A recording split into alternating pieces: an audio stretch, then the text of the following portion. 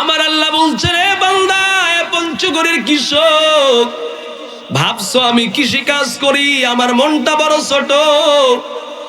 এ ভাইয়া, যে গরিব হয়ে জন্ম নিয়ে কৃষি কাজ করেছে, গরিব হইছে। নবী বলেন, আল্লাহ ধনীর 500 বছর আগে গরিবকে আল্লাহর জান্নাতে পাঠায় দিবি। আজ থেকে যুবক ভাই, পা দুটা জড়ায় ধরি, ভাইয়া আজ থেকে প্রতিজ্ঞাবদ্ধ হও। দুনিয়ার সমস্ত নারী যদি বলে আমি দাঁড়িয়ে রাখার কারণে যুবককে বিয়ে করব না, তাও রাজি হও। আল্লাহর জান্নাতে এর চাইতে লাখো কোটি সুন্দর নারী তোমার জন্য অপেক্ষা করছে, ঠিক কি না? যুবক রে, মুখের দাড়ি কেটে মুখ নষ্ট করো না। আলহামদুলিল্লাহ আলহামদুলিল্লাহি নাহমাদুহু ওয়া নাস্তাঈনুহু ওয়া নাস্তাগফিরুহু ওয়া নাউযু বিল্লাহি মিন শুরুরি আনফুসিনা ওয়া মিন সাইয়্যাতি আ'মালিনা। من يهد الله فلا مضل له ونشهد أن لا إله إلا الله وحده لا شريك له لا ضد له ولا ند له ولا مثل له وبعد فأعوذ بالله من الشيطان الرجيم. بسم الله الرحمن الرحيم. يوم يحشر أعداء الله النار فهم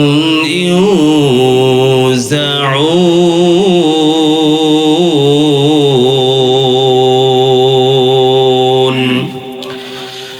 وعن أبي هريرة رضي الله تعالى عنه قال قال رسول الله صلى الله عليه وسلم أردفني رسول الله صلى الله عليه وسلم خلفه ذات يوم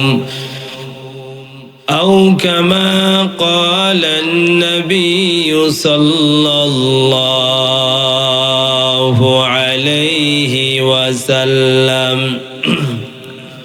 رواه أبي داود بسند صحيح.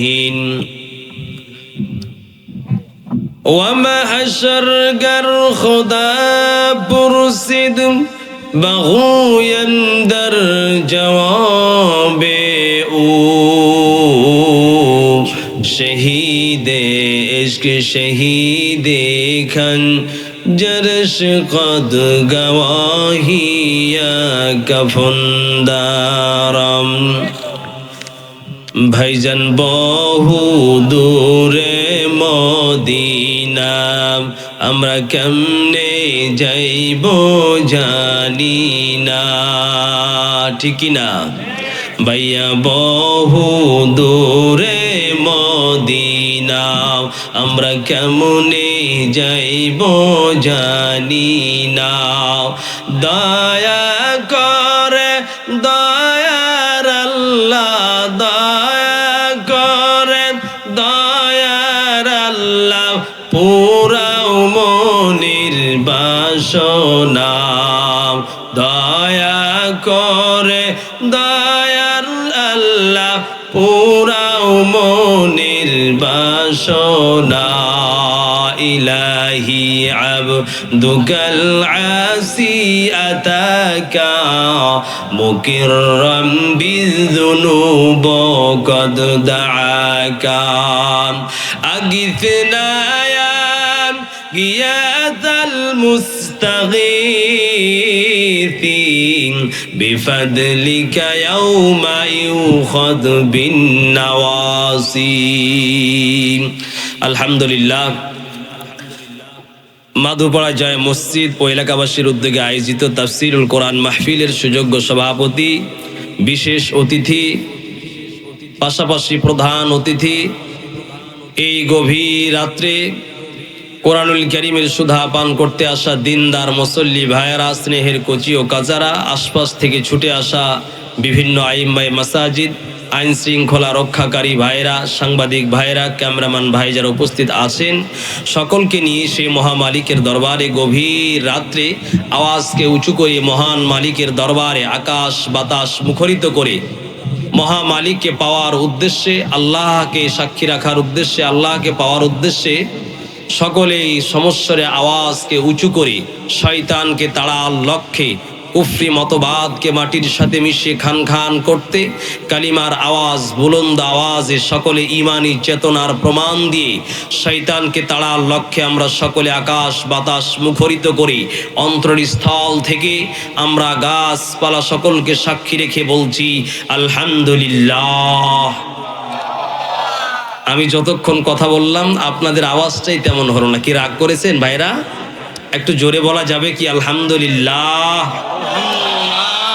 অসংখ্য সালাত ও সালাম আমাদের নবীজির শানে সকলের হৃদয় স্থল থেকে, যিনি পাপাচারী মানবতার বন্ধু, অন্যায়ের একজন সিপাহসালার, কুফরি মতবাদকে মিটিয়ে কোরআন সুন্নাহর বাস্তবায়ন করেছেন। আপনাকে আমাকে এক বিপ্লবী মশাল জ্বালিয়ে তিনি তার সব স্বার্থকে বিসর্জন দিয়ে, অর্থ দিয়ে, রক্ত দিয়ে, জীবন দিয়ে আপনাকে আমাকে কোরআনুল কারীম তথা মুসলমান বানিয়েছেন, মুসলমানিত্বের পথ দেখিয়েছেন। সেই নবীর জান্নাতি কদমে সকলে আমরা আওয়াজ ছেড়ে বলছি সাল্লাল্লাহু আলাইহি ওয়াসাল্লাম। শুরুতেই জানতে চাচ্ছি, পঞ্চগড় এলাকার এই হাড়িবাসা ইউনিয়নের জনগণ, একেবারে বর্ডারের প্রান্ত এলাকা, আপনারা সকলে কেমন আছেন? একটু জোরে বলি, সবাই কেমন আছি ভাইয়া? প্রথমে আলোচনার শুরুতে আমরা যদি একটু ফাঁকা জায়গাগুলো পূরণ করি, তাহলে কিয়ামতের মাঠে আল্লাহ ছয় ভাবে আপনাকে আমাকে অপরাধী অথবা জান্নাতি প্রমাণ করবেন।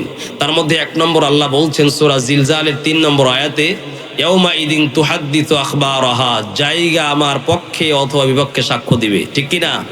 তো জায়গা যদি ভালো কাজে সাক্ষ্য 2 বার জায়গা আমার হয়, তো আমার ক্ষতি আছে? একটু জোরে আওয়াজ ছেড়ে বলি। এই জন্য আমরা সবাই একটু কালিমা পড়ি আর সবাই একটু চাপ দিয়ে বসি, যেহেতু শীতকালে একাই থাকলে বাগে নিয়ে যাবে, ঠিক কিনা? পাশে বর্ডার ভারতের শিয়ালে সে টিনের পাঁচ ধরে নিয়ে যাবে, ঠিক কিনা? সম্মানিত ভাইরা, আমার নাম দেওয়া হয়েছে তাফসিরুল কোরআন মাহফিল, কিন্তু আজকে আমাদের বাংলাদেশের তাফসিরের নামে সব উল্টাপাল্টা হয়, ঠিক কিনা? নাম তাফসির মাহফিল, আপনি টাকা দিয়ে খরচ করে রাত পর্যন্ত জেগে আছেন, কিন্তু বক্তা এসে তার কাহিনী গায়, ঠিক কিনা? জোরে বলেন। আর আজকে আমরা কয়েকটা কথা বলে শুরু করছি ইনশাল্লাহ। আজকে আমরা দেখি যে কোন বক্তার কণ্ঠ বেশি ভালো, আমরা এটা দেখি না? কোন বক্তা বেশি ভাইরাল, নেটে সার্চ দিলে পাওয়া যায়। এটা হচ্ছে সবচেয়ে বড় রোগ, সবচেয়ে বড় রোগ। বাংলাদেশে এত ওয়াজ মাহফিল হওয়ার পর আজকে হেদায়েত মানুষের ভাগ্যে নাই। কেন? ইখলাসের অভাব। যিনি আলোচনা করছেন তারও ইখলাস নেই, যিনি মাহফিল করছেন তারও ইখলাস নেই, যিনি শুনতে আসছেন তারও ইখলাস নাই। চোরে বললেন না? আলহামদুলিল্লাহ, আপনাদের ইখলাস আছে বলি তো আপনারা সারা রাত জেগে আছেন এখানে, ঠিক কি না? আল্লাহ যেন আপনাদের হৃদয়গুলো আরো ইখলাস দিয়ে ভরে দেন। কি আমিন বলবেন নাকি? বাবা আপনারা কি আজকে রাগ করছেন নাকি? নাকি বাবা পানে সুপারি কম ছিল? একটু জোরে বলেন। আল্লাহ আমাদের সকলকে মাফ করে দেন। আজকে যারা আমরা মাহফিলের আয়োজন করেছি, এখানে আমরা যারা বর্তমান আছি, আমরা আখিরি মোনাজাত না করে কে কে চলে যাব, হাত তুলে, 2 হাত তুলে আল্লাহকে দেখায়। বা চাচা, আমার 2 চাচা আছে। দেখ, বুঝতে ভুল করছে, চাচাকে যেন 2 চাচাকে যেন আল্লাহ জান্নাত দান করে দেন। আমিন বলেন। তাহলে আমরা সবাই আখিরি মোনাজাত করে যাবো তো ইনশাআল্লাহ? মজলিসে, কোরআনের মজলিসে উঠে যাবেন না ইনশাআল্লাহ। যদি দুঃখ পেয়ে থাকেন, রাগ করেন, প্রয়োজনে আমাকে বড় কথা বলবেন, 2 থাপ্পড় দিবেন, কিন্তু কোরআনের মাহফিল ছেড়ে আমরা শেষ না করে যাব না, ঠিক না? আল্লাহ পাক আমাদের বুঝার তৌফিক দান করেন। সম্মানিত ভাইরা আমার, বলছিলাম রাত্রি গভীর, এত গভীর এই রাত্রে যারা কোরআন শোনার জন্য বসে আছেন এই জায়গাটায় অনেক মানুষ কিন্তু কৃষি কাজ করেন, ঠিক কিনা? আমার ভাইরা, কৃষি কাজ করেও কিন্তু সহজে আমার আল্লাহকে জান্নাত পাওয়া যায়, ঠিক কিনা? ও ভাইয়া মুসলমান ভাইরা, আমার মুরব্বী বাবারা, মুসাফির মানুষ আখেরি মোনাজাত করে যাব, কেউ যাবেন না? দিলটা ঠান্ডা করে দে কোরআনুল কারীম। আমার আল্লাহ পাক বলছেন, দুনিয়ার কৃষক, ওই যে পঞ্চগড়ের হারিবাসা এলাকায় সারাদিন কৃষি কাজ করলা, ইচ্ছা করলে আজকে রাত্রে ঘুমাইতে পারতা, অর্থ দিয়া, শ্রম দিয়া, মেধা দিয়া মাহফিলের আয়োজন করলা, আবার গভীর রাত পর্যন্ত এখানে বসে থাকলা রে বান্দা। আমার আল্লাহ ডাক দিয়ে বলে, ও কৃষক, তোমার কপাল বড় ভালো, কৃষি কাজ করে পরে দুঃখ নিবেন না। এ মুসলমান ভাইয়া, কোরআনুল কারীম আর হাদিসের রেফারেন্স দিয়ে বলে যায়, আমার আল্লাহ বলেন, না ফারাআইতুম মা তারুসুন।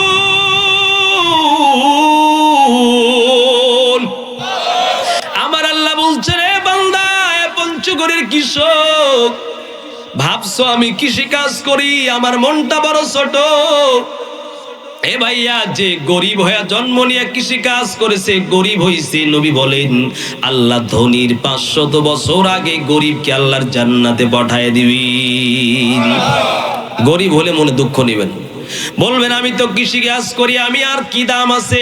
যুবক, এ পঞ্চগড়ের মুরব্বী ভাইয়া, পা দুটা ধরে হাত ধরে আমি বুঝাই যায়, আমার নই বলেন, কোন বান্দা যদি ও ফজরের নামাজ পড়ার পরে তুমি যদি ওই কৃষি কাজ করো, গিয়া টমেটো খেতে গিয়ে কাজ করো, ভুট্টা লাগায় আর খেতে গিয়ে কাজ করো, করেন না? করেন না? দিলটা ঠান্ডা হইবে। আমার নই বলেন, কেউ ফজরের নামাজ পড়ার পরে যদি কেউ গিয়া কৃষি কাজের মধ্যে মত্ত হয়ে যায়, ঘুষ খায় না, সুদ খায় না, এই দুই হাত দিয়া কষ্ট করে মাটি খনন করে, ভুট্টা বপন করে, পেঁয়াজ লাগায়, ধান গাড়ে কি গাড়ে না আপনার এলাকার মানুষ?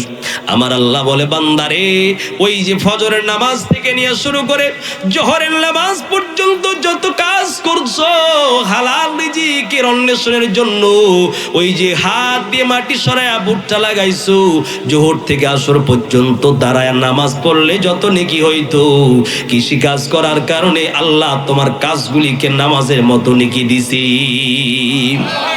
দলিল, আমার আল্লাহ পাক বলছেন, ফাইদা কুদিয়াতিস সালাতু ফান্তাশিরু ফিল আরদ। আমার আল্লাহ বলছেন, যখন তোমাদের নামাজ হয়ে যায়, নামাজ শেষ হয়ে গেলে আর মসজিদে থাকা লাগবে না, বান্দা এবার বের হয়ে যাও, কৃষি কাজ করো। একটা কিতাবের মধ্যে মুহাদ্দিসিনে কেরাম উল্লেখ করেছেন, যে কিতাবটা আমাদের মাদ্রাসায় পড়া হয়, আমার আল্লাহ পাক বলে, বান্দা, ওই কৃষি কাজ করে বড় কষ্ট করে তুমি কৃষি কাজ করছো। একটা চাকরিজীবী কলমের ঘুষ খায়, কলমের সই দেয়া ঘুষ খায়। তোমার হাতটা ইচ্ছা করলে আজকে টমেটো লাগার পরে কালকে কাটতে পারো না, 1 মাস 2 মাস 3 মাস লাগে কি লাগে না? এত কষ্ট করেন। আমার আল্লাহ বলছে, বান্দা, এত কষ্ট করে কৃষি কাজ করলি, ওই কৃষি কাজ করে জোহরের ফজরের সময় চলে গেছো, আবার জোহরে নামাজ পড়বা, 2 ফাঁকে যত কাজ করেছো তো বান্দা, তোমার আমলনামায় সবগুলি নেকি দিয়ে আমি আল্লাহ ভরে দিয়েছি।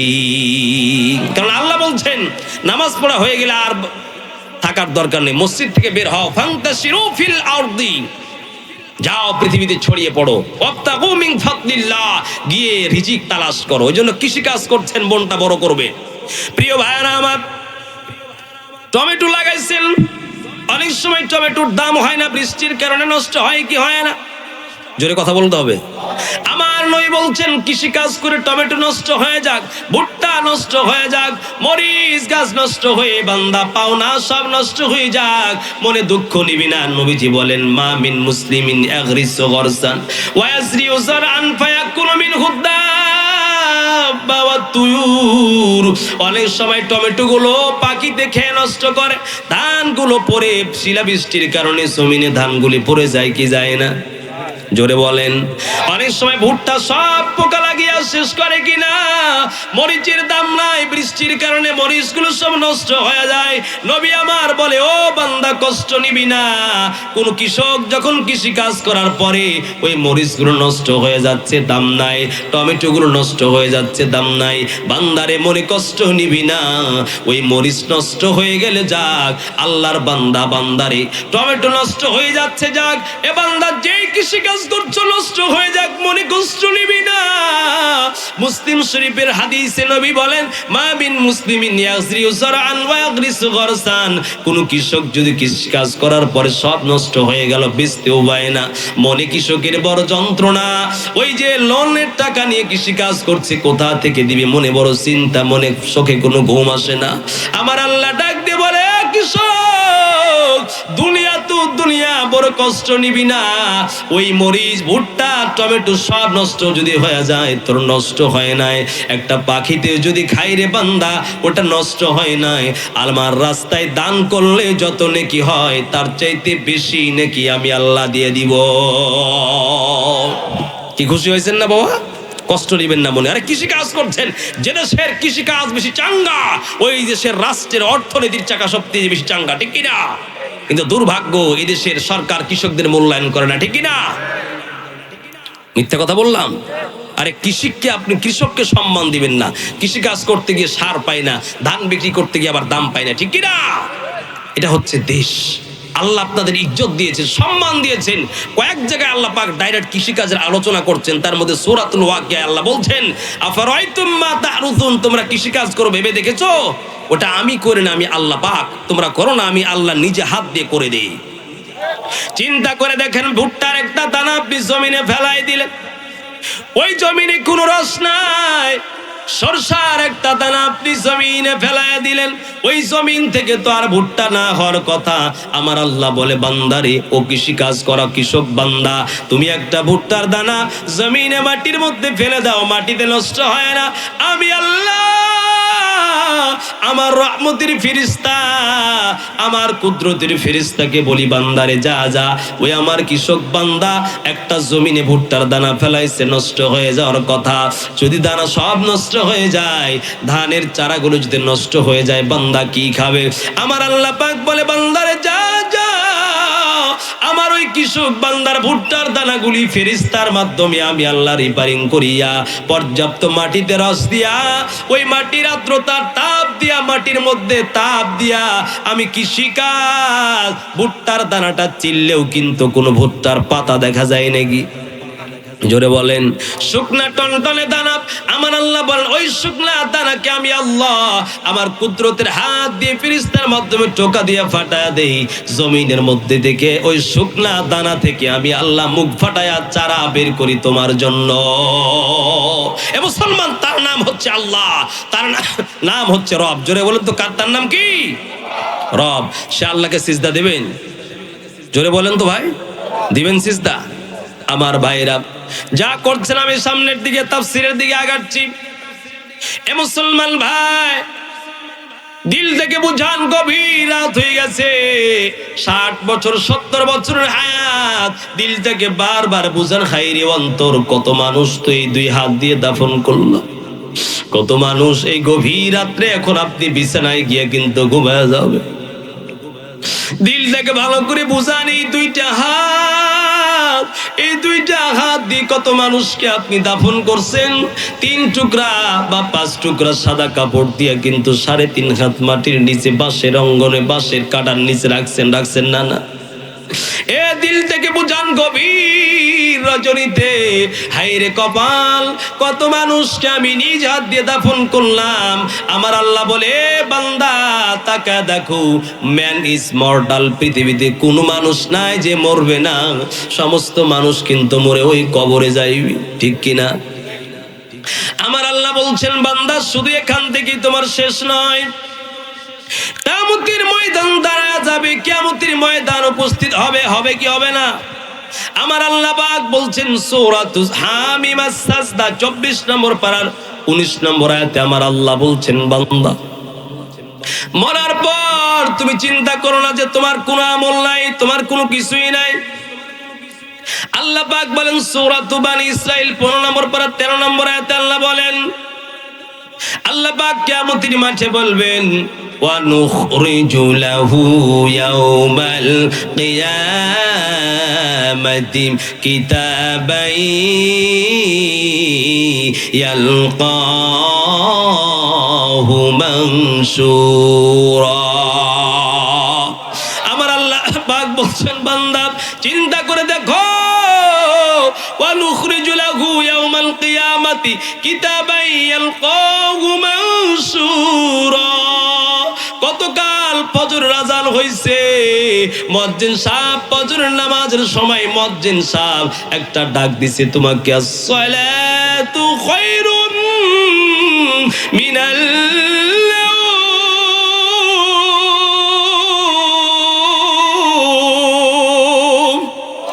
আল্লাহ পাক ডাক দিয়ে বলে বান্দা কতবার মুয়াজ্জিন সাহেব তোমাকে ডাক দিছে, বারবার ফজরের নামাজের জন্য ডাক দিছে, বান্দারে উঠো না।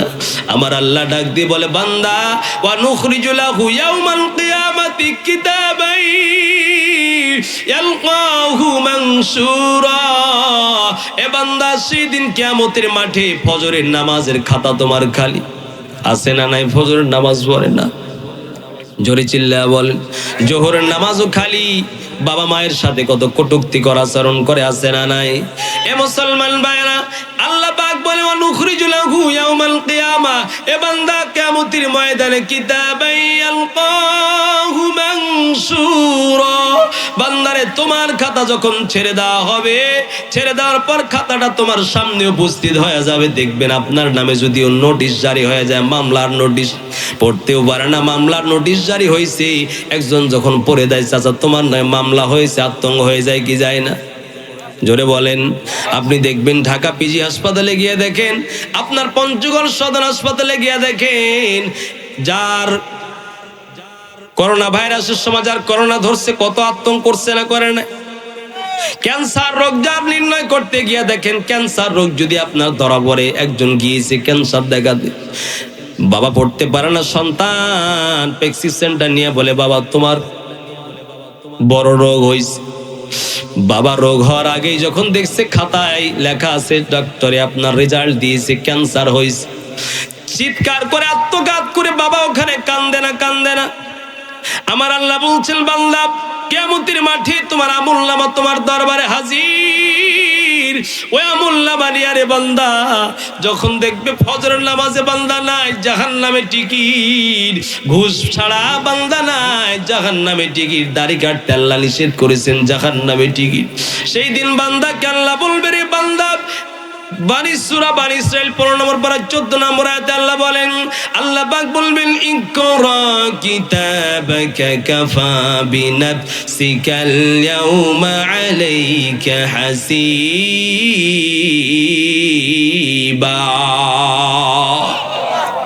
আমার আল্লাহ বলবেন বান্দা ইকরা কিতাবাকা, এ বান্দা আজকে তোমার এই কিতাবটা নাও, আমলনামার কাগজটা নাও, তুমি আজকে নিজে আমলনামার কাগজ পড়ো রে বান্দা। বান্দা আমলনামার কাগজটা পড়ে পাগল হয়ে যাবে, হয়রান হয়ে যাবে, আর আল্লাহকে ডাক দিয়ে বলবে রে আমার আল্লাহ আমি জানতাম না দাড়ি কাটলে এত অপরাধ, বিড়ি খেলে এত অপরাধ, ফজরের নামাজ না পড়লে অপরাধ। বান্দা সেই দিন পাগলের মতো চিৎকার করে কান্না করবে, কান্নার আওয়াজ করে বান্দা হায় উদাস করবি। আমার আল্লাহ বলবি বান্দা, সেই দিন কিছু বান্দা বলবে গো আল্লাহ আমি অপরাধ করি নাই, ফজরের নামাজ পড়েছিলাম কিন্তু তোমার ফেরেশতা আমাকে লেখে নাই। বাবা একটা ওয়াজ আমি আপনাদের করে যাই, রাসূলুল্লাহ বলেন কাফা বিল মারই কাদিবান, আল্লাহ নবী বলছেন একটা ওয়াজ তোমার জন্য যথেষ্ট। একটা ওয়াজ যদি তুমি চিন্তা করো কালকে আমাকে মরতে হবে, আমার আমল কিছু নাই, যে ব্যক্তি কালকে মরার চিন্তা করে তার দ্বারা কি নামাজ ছাড়া অসম্ভব? জোরে বলেন বাবাজি, একটু দুই হাত তুলে আল্লাহকে দেখাবেন, আল্লাহ আজ থেকে জীবন অপরাধ যা করেছি আর কোনোদিন নামাজ ছেড়ে নিজেকে ধোঁকা দিব না। এটা যদি আপনি মানতে পারেন তাহলে আজকের মাহফিলটা সফল, ঠিক কিনা? আর সারা রাত আপনারা শুনলেন, আমি বয়ান করলাম, ফজরের নামাজ পড়লেন না, 4 পয়সা দাম নাই, দুই হাত তুলে আল্লাহকে দেখান, আল্লাহ যা করেছি নামাজ আর ছাড়বো না, নারায়ে তাকবীর, লিল্লাহি তাকবীর। আল্লাহ তোমার বান্দাদের কবুল করো না। ভাইয়া কেউ আর নামাজ ছাড়বেন না। প্রিয় ভাইরা আমার, আমার দিকে দেখেন, কার জন্য এত সুন্দর শরীর রে ভাইয়া? আমার দিকে তাকান, কেন চলে যাচ্ছেন উঠে উঠে? কি শেষ করে দেবো? মোনাজাত করে দেই না তো, উঠতেছেন না, উঠা যাবে না তো। আমার আল্লাহ পাক বলছেন, বান্দা এত সুন্দর শরীরটা কার জন্য করলি, এত সুন্দর চেহারাটা কার জন্য করলি? আমার দিকে তাকান।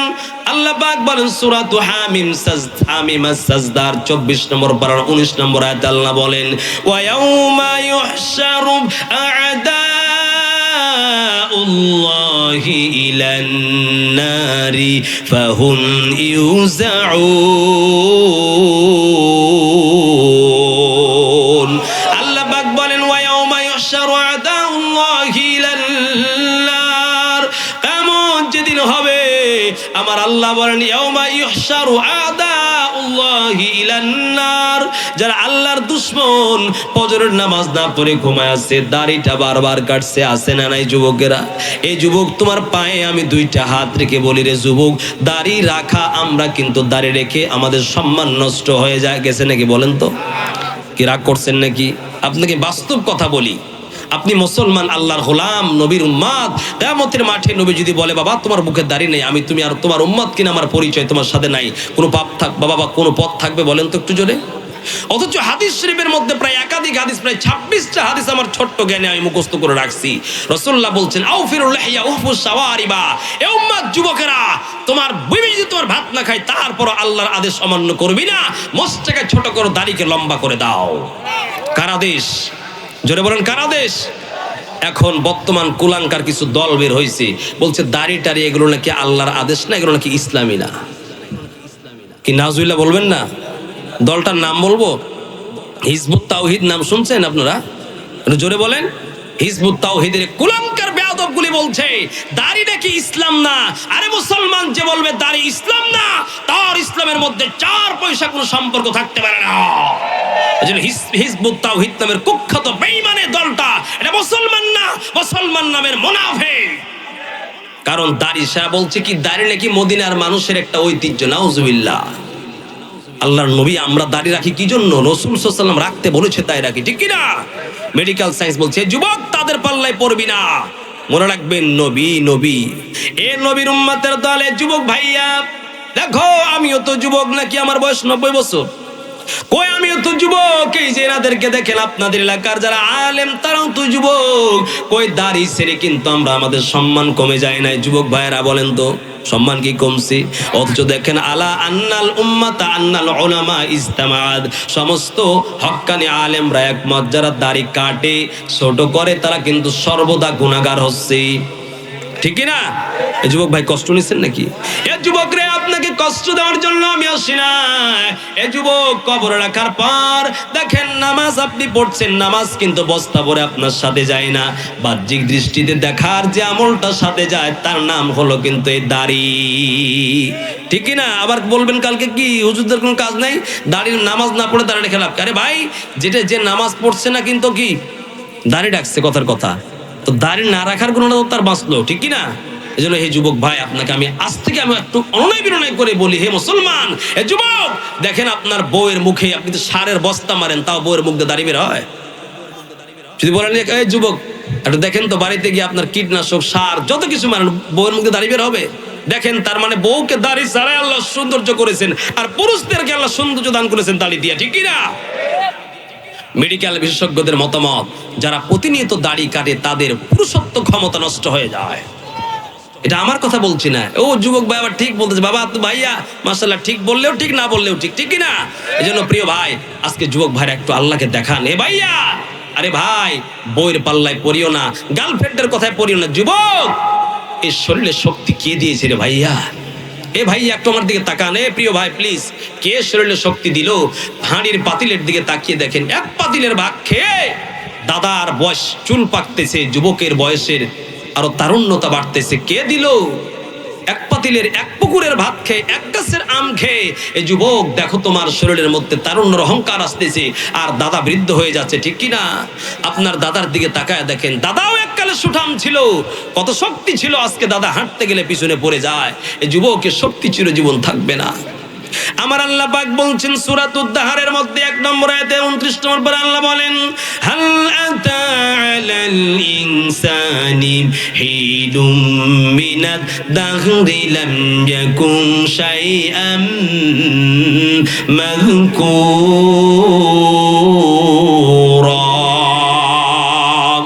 আমার আল্লাহ বলছেন বান্দা একটু তাকায়া দেখো রে বান্দা, হাল আতা আলাল ইনসানি হিনুম মিনাদ দাহরি লাম ইয়াকুন, এ বান্দা যুবক তাকায়া দেখো, তোমার কিন্তু একটা সময় ছিল তোমার অস্তিত্বই ছিল না।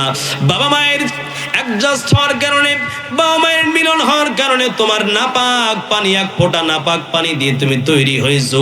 আমার আল্লাহ বলে বান্দা ওই এর আগে তুমি কিন্তু কিছুই ছিলে না রে বান্দা, অস্তিত্ব ছিল না। আমি আল্লাহ পাক রব্বুল আলামিন তোমাকে বড় আমার কুদরতের দুইটা হাত দিয়ে বানালাম। বান্দারে মায়ের পেটে তুমি মধ্যে ছিলা রে বান্দা। দেখো বান্দা, মায়ের পেটের মধ্যে কোন থিওরি তোমার পেটের মধ্যে খাবার পৌঁছাতে পারে নাই। কি পেরেছে? মায়ের পেটের মধ্যে থেকে আমি আল্লাহ পাক আমার খাবার পৌঁছেছি তোমার মায়ের মাসিক ঋতুস্রাব বন্ধ করে দিয়া।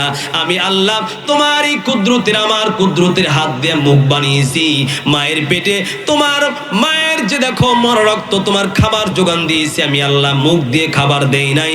মুখ দিয়ে নাপাক রক্ত খেলে মুখটা নষ্ট হতো, এই মুখকে পবিত্র রাখছি বান্দা। এই দুনিয়াতে গিয়া পবিত্র মুখ দিয়া পবিত্র নাম আমি আল্লাহকে ডাকবি, তাই তোর মুখ পবিত্র রেখেছি। যুবক এই মুখ দিয়ে গান বাজনা করে যুবক মুখকে নষ্ট করো না রে যুবক। দেখো ভাইয়া, তোমার আমার মতো কত যুবক অ্যাক্সিডেন্ট হয়ে মারা যায় কিনা। আজ থেকে যুবক ভাই পা দুটা জড়ায় ধরি, ভাইয়া আজ থেকে প্রতিজ্ঞাবদ্ধ হও, দুনিয়ার সমস্ত নারী যদি বলে আমি দাঁড়িয়ে রাখার কারণে যুবককে বিয়ে করব না, তাও রাজি হও। আল্লাহর জান্নাতে এর চাইতে লাখো কোটি সুন্দর নারী তোমার জন্য অপেক্ষা করছে, ঠিক কি না? যুবক রে, মুখের দাড়ি কেটে মুখ নষ্ট করো না। আমার আল্লাহ পাক বলছেন সূরাতুল ওই যে হামিম সাজদা, আমার আল্লাহ বলছেন বান্দারে ওয়া ইয়াউমা ইউহশারু আদাউল্লাহি ইলান নার। আল্লাহ বলছেন বান্দা অপরাধী যুবককে, অপরাধী দাড়ি কাটা যুবককে আমার আল্লাহ বলছেন ইউহশারু আদাউল্লাহি ইলান নার। আমার দিকে তাকান, গভীর রাত হয়ে গেছে। এই গভীর রাতে যদি আল্লাহর ভয়ে দুইটা চোখের পানি ফেলতে পারেন, আমার নবী বলেন জান্নাত আর জাহান্নাম যদি কারো কবরে চলে যায়, জাহান্নামের আগুন দুনিয়ার বালতির পানি দিয়ে কিন্তু জাহান্নামের আগুন নিভানো যায় না। দুনিয়ার কবরে, এই কবরের ঘরে যদি জাহান্নামের আগুন লাগে, ওই জাহান্নামের আগুন কিন্তু দুনিয়ার পানি দিয়ে নিভানো যায় না। নবীজি বলেন কোন মানুষ যদি আল্লাহর ভয়ে চোখ দিয়ে পানি পড়ে, ওই চোখকে কে আল্লাহর জাহান্নামের আগুন স্পর্শ করতে পারে না। আমার আল্লাহ পাক বলছেন ওয়া ইয়াউমা ইয়াহশারু আদাউল্লাহি ইলান নার। এ বান্দা, সেই দিন যারা জাহান্নামী, আমার আল্লাহ বলছেন ইলান নার, জাহান্নামের আগুনের পাশে আমি আল্লাহ তোদেরকে উপস্থিত করব। আমার আল্লাহ বলছেন বান্দারে ইউজাউন, তারপরে আমি আল্লাহ ভাগ করে দিব কে নামাজ পড়েছে কে নামাজ পড়ে নাই, কোন যুবক দাঁড়িয়ে রাখছো কোন যুবক দাঁড়িয়ে রাখো নাই। আমার আল্লাহ বলেন আমি ভাগ করে দিব, ভাগ। এরপরে আল্লাহ পাক বলছেন, এরপরে আল্লাহ বলেন ক্বালু হাত্তা ইযা জাউহা শাহিদা আলাইহিম সামউহুম ওয়া আবসারুহুম ওয়া জুলুদুহুম বিমা কানু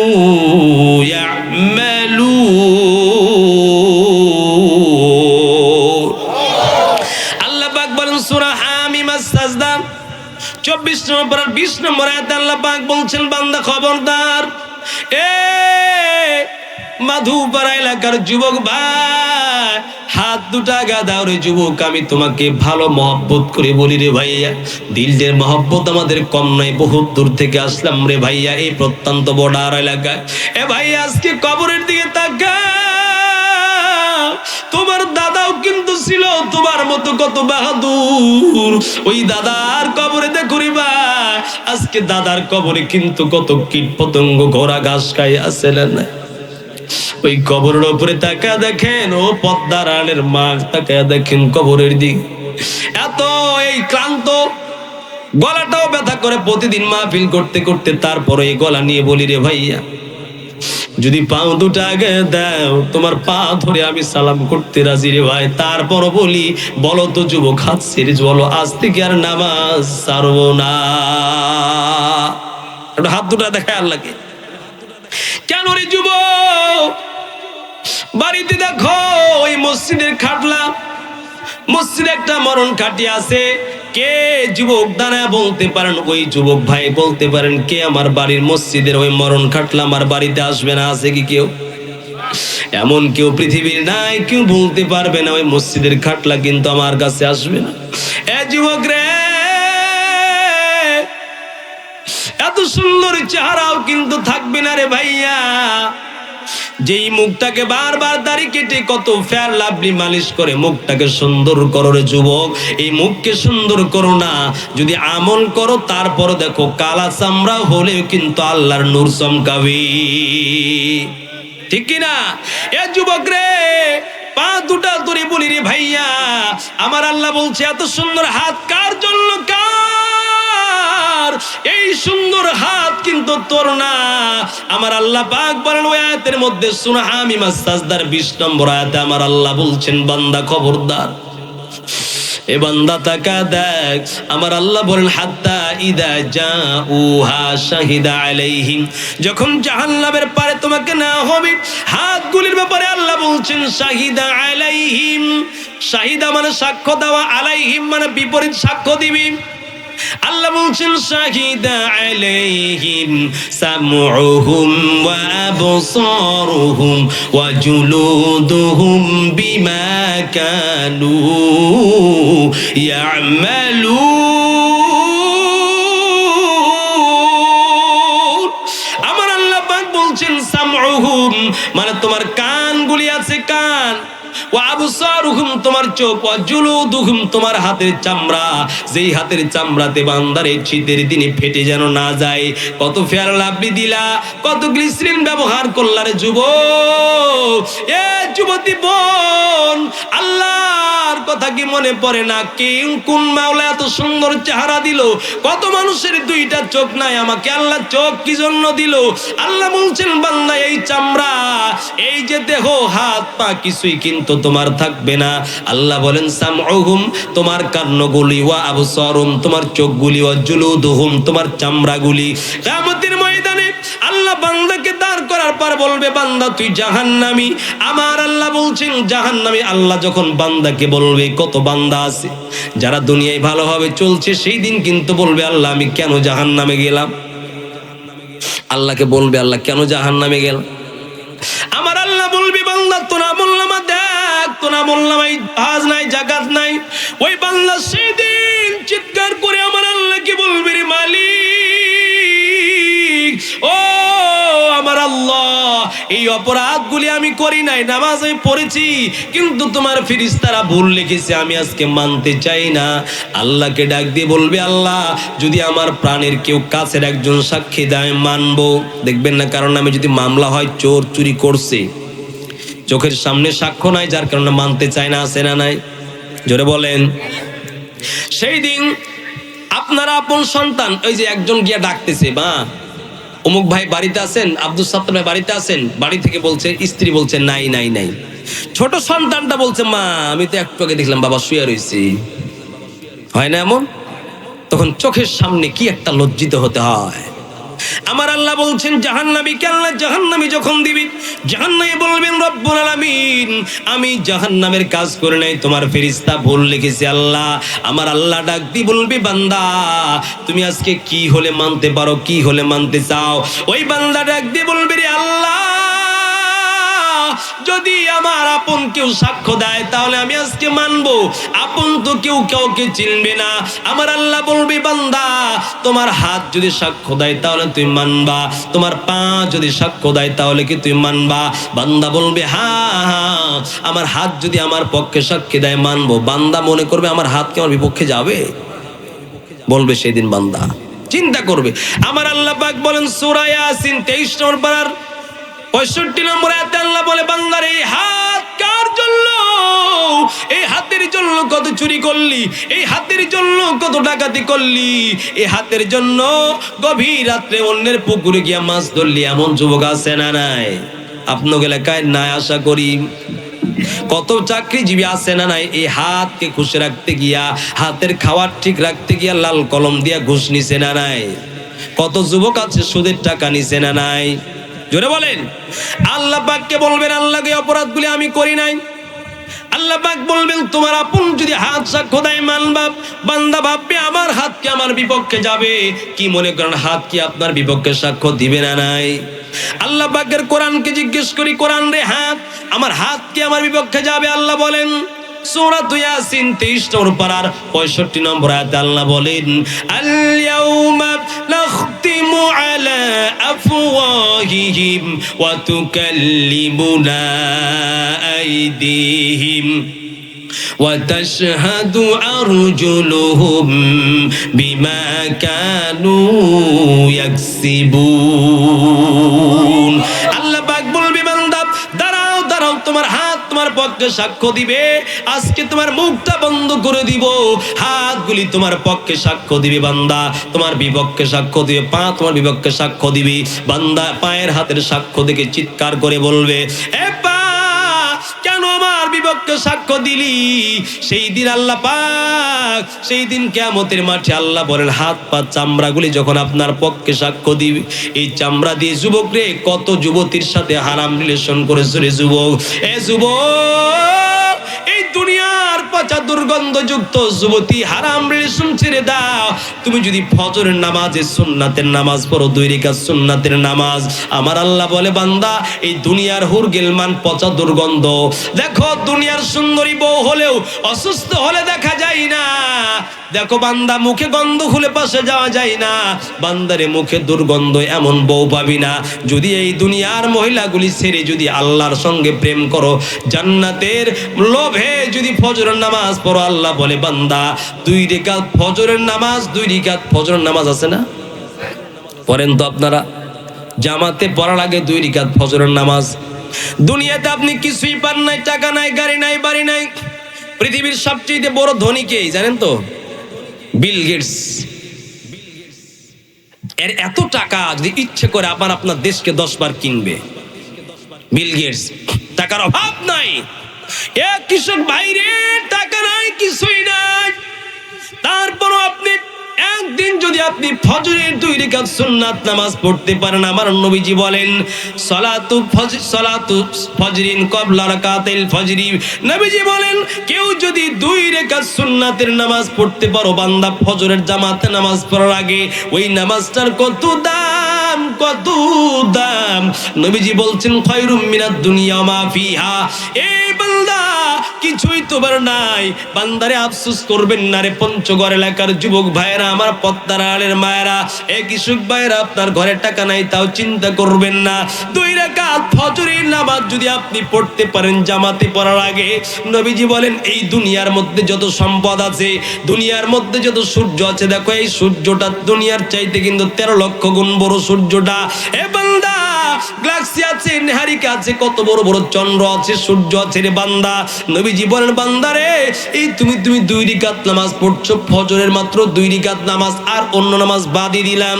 ফজরের নামাজের আগে 2 রাকাত সুন্নাত নামাজ যদি পড়তে পারো, নবীজি বলছেন কিছু তুমি পাও নাই। খায়রুম মিনাদ দুনিয়া ওয়া ফিহা, দুনিয়া এবং দুনিয়ার মধ্যে যা আছে তার চাইতেও একদিন ফজরের নামাজের পূর্বে 2 রাকাত সুন্নাতের নামাজ, নবীজি বলেন, সারা দুনিয়ার মধ্যে যা আছে তার চাইতে আল্লাহর কাছে লক্ষ লক্ষ গুণ বড় দামি। ফজরেরই আজান হলো, ঘুম থেকে উঠো, উজু করে কাপড় পরে মসজিদে চলো, নামাজ হলো খোদার বিধান কায়েম করবা, চলো চলো ফজর হলো মসজিদে যায়। ঠিক না? এই যুবক ভাই, ফজরের নামাজের সময় ঘুমায়া দিল থেকে নষ্ট করে দিও না। আমার আল্লাহ পাক বলে, বান্দা ফজরের নামাজ পড়লি না, জোহর পড়লি না, অন্যায় করলে, অবিচার করলে, যুবক আমার আল্লাহ বলছেন বান্দা এত সুন্দর চামড়া বানালি রে বান্দা, আছে না নাই? শরীরটাকে সুন্দর করার জন্য বাবার কথাও শুনে না, আছে না নাই? বাবা ওই ফুটফুটে কতদিন পর্যন্ত গিয়া বাবা কিন্তু খেতে কাজ করে, সন্তানকে বলে বাবা আয় একটু রোদ্রে কাজ করি। ওই যুবক বলে কি আমার চামড়া নষ্ট হয়ে যাবে। আরে যুবক, তারপর বাবার কথা শুনলি না, আছে না নাই যুবকেরা? এলাকার যুবকেরা মাশাআল্লাহ ভালো, আমি জানি পঞ্চগড়ের মানুষেরা বাবার কথা শুনে, আছে না নাই? কি আছে আপনার এলাকায়? না, ভালো সন্তান আপনার এলাকায়। এই যুবক ভাই আমার, এই যুবতী বোন রে, চামড়াকে সুন্দর বানার জন্য কত পরিশ্রম করলেন। আমার আল্লাহ পাক বলছে বান্দা যেই চামড়া দিয়া নামাজ পড়তে পারলি না, ওই চামড়ার কোনো দাম নাই। যেই চামড়া দিয়া বাবা মায়ের উপকার করতে পারলি না রে যুবক, আমার আল্লাহ পাক বলছেন বান্দা চামড়া, এত সুন্দর চামড়া কার জন্য বানাইলি রে বান্দা? দিন শেষে দেখো তোমার দাদারও কত সুন্দর চামড়া ছিল। এ যুবতী বোন, কত মা আছে বাবা আছে যুবককে ফজরের সময় নামাজে ডাক দেয় না, রমজান মাসে ইফতারি, রমজান মাসে সারি খেয়ে রোজা রাখতে দেয় না, আছে না মা বোন? এমন আছে না? কিন্তু রে ভাইয়া, আপনি যুবককে রাতে নামাজ পড়তে না দিয়ে আপনি ঘুমায় রাখলেন, মনে রাখবেন এই সন্তানটা কিন্তু কিয়ামতের মাঠে আপনার বিরুদ্ধে নালিশ করবে কিনা। জোরে বলেন। আমার আল্লাহ পাক বলছি বান্দারে এত সুন্দর চামড়া বানাইলি কার জন্য? এই চামড়াটা, যে চামড়া দিয়ে মালিককে ডাকতে পারলি না, এই চামড়া কিন্তু কিয়ামতের মাঠে এ বান্দা তোমার বিরুদ্ধে সাক্ষ্য দিবে। আমার আল্লাহ বলছেন সূরা হামিম আস-সাজদা 24 নম্বর পারার 21 নম্বর আয়াতে আল্লাহ বলেন, যে চামড়া ভিজায়া নামাজ পড়তে পারলি না, ওযু করতে পারলি না, নবীজি বলেন ঠান্ডার দিনে মা মিন মুসলিমিন ইসবিগুল উযুয়া, এই ঠান্ডার দিনে বান্দা যদি তুমি ঠান্ডা পানি দিয়া উযু করে যদি নামাজ পড়ো, কিয়ামতের মাঠে বড় অন্ধকার, অন্ধকার, অন্ধকারের মাঠে আমার আল্লাহ বলেন যেই চামড়াতে পানি ঠেকেছে, উযুর পানি ঠেকেছে, এই চামড়াগুলি কিয়ামতের মাঠে জান্নাতি চামড়া বলে লসটস করে জ্বলবে। আর পক্ষান্তরে যদি বান্দারে এই চামড়া ভিজায় উযু করে নামাজ পড়তে পারলি না, আমার আল্লাহ পাক বলবেন বান্দা চামড়া তোমার বিরুদ্ধে বলবে আল্লাহ এই চামড়া আমাকে ভিজায় বান্দা নামাজ পড়ে নাই, উযু করে নাই। আমার আল্লাহ ডাক কি শেষ করে দেবো নাকি? এই চলে যাচ্ছে তো, কি আপনারা ওয়াদা করছেন যাবো না, আবার চলে গেলে কেমন হবে? আপনার দেখা দেখে এই যে প্লিজ, আর আপনার দেখা দেখি একজন গেলে কিন্তু আপনি ধরা থাকবেন, ওর আপনার কারণে চলে যাচ্ছে বারবার, ঠিকই না? যেন আমরা কেউ না যাই ভাই। এই তো শেষ করে দেবো। আমার আল্লাহ পাক কি শেষ করে দেবো নাকি তাহলে? জোরে বলেন। আমার আল্লাহ পাক বলছেন সেই দিন চামড়া বলবি ওয়াকালু লিজুলুদিহিম লিমা শাহিদতুম আলাইনা ক্বালু আতাকানাল্লাহুল্লাযী আতাকা কুল্লা শাই। চামড়াকে সেই দিন বান্দা বলবি চামড়ারে এই চামড়া তোমার জন্য কত কষ্ট করলাম, এই চামড়া কেন তুমি আজকে আমার বিরুদ্ধে সাক্ষ্য দিলা?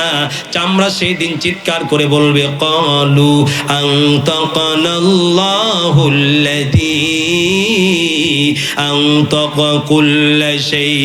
চামড়া সেই দিন বলবে বান্দারে আজকে আমার আল্লাহ মুখটা তোমার বন্ধ করে দিয়ে আমার মতো চামড়াকে কথা বলার শক্তি দিয়েছি।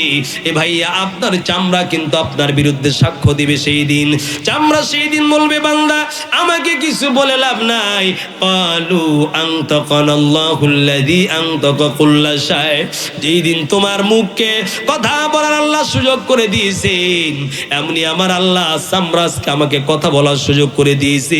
দুনিয়ায় যা দেখেছি তাই কিন্তু আমি আজকে বলে দিলাম। এই যুবক, এই চামড়া কার জন্য? যুবক রে, সাহাবায়ে কেরাম সব নবীর আদর্শে এসে নবীর মধ্যে বড় আদর্শ পাইছে, ঠিক কিনা? জোরে বলেন। আরে পশু পাখি সব কিছু কিন্তু নবীর আদর্শে আদর্শিত হয়ে কিন্তু তারা মুক্তি পাইছে। আজকে আমরা নবীর আদর্শ গ্রহণ করতে পারলাম না, ঠিক কিনা? দুনিয়ার যেখানেই যাবেন, যেখানেই নবীর আদর্শকে বলবেন না, যেখানেই যাবেন সব জায়গায় লাঞ্ছিত হবেন না, সম্মানের মাথার মুকুট পরাই দেবে কে বলেন তো? আমার আল্লাহ। সম্মানিত ভাইরা আমার, নবী পৃথিবীতে নাই, নবী কি আছে নাকি? নবী কি আর আসবে? আপনাকে পঞ্চগড় তার আগ ফিতনা আছে না নাই? নবীর পরে আরেক নবী নাকি? হায় হায় হায় হায়, নাউজুবিল্লাহ। ঈমান চলে যাবে, জীবন চলে যাবে, রক্ত চলে যাবে, মাথার কল্লা চলে যাবে, জেলখানায় পচে মরতে রাজি, তারপর নবীর পরে আর কোন ধরনের নবী নাই এ কথা মানবো, জীবন দিব, তারপর নবীর আছে গোলাম আহমদ কাদিয়ানী নবী, এটা আমরা মানতে পারবো না, ঠিক কিনা? এরা করলেন। এটা হচ্ছে আকীদাতুম মিন আকাইদ হাদিহি আহলুস সুন্নাহ ওয়াল জামাআহ। এটা হচ্ছে জান্নাতি মানুষের আকীদা, ঠিক কিনা প্রিয় ভাইরা? নবীর আদর্শে যারা আদর্শিত হয়েছে, দেখেন নবীকে যারা আদর্শের মডেল বানিয়ে নিয়েছে পৃথিবীতে, যারা আদর্শ মডেল হিসেবে নবীকে গ্রহণ করছে, তারা দুনিয়ায় সব সমাধান পাইছে না নাই?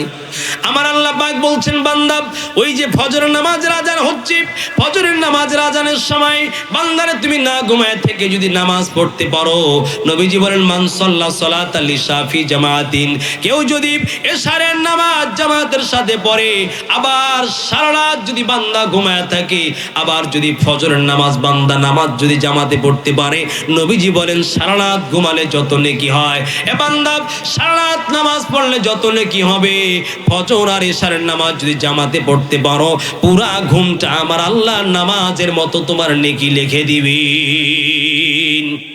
কি সুবহানাল্লাহ জোরে বলবেন না?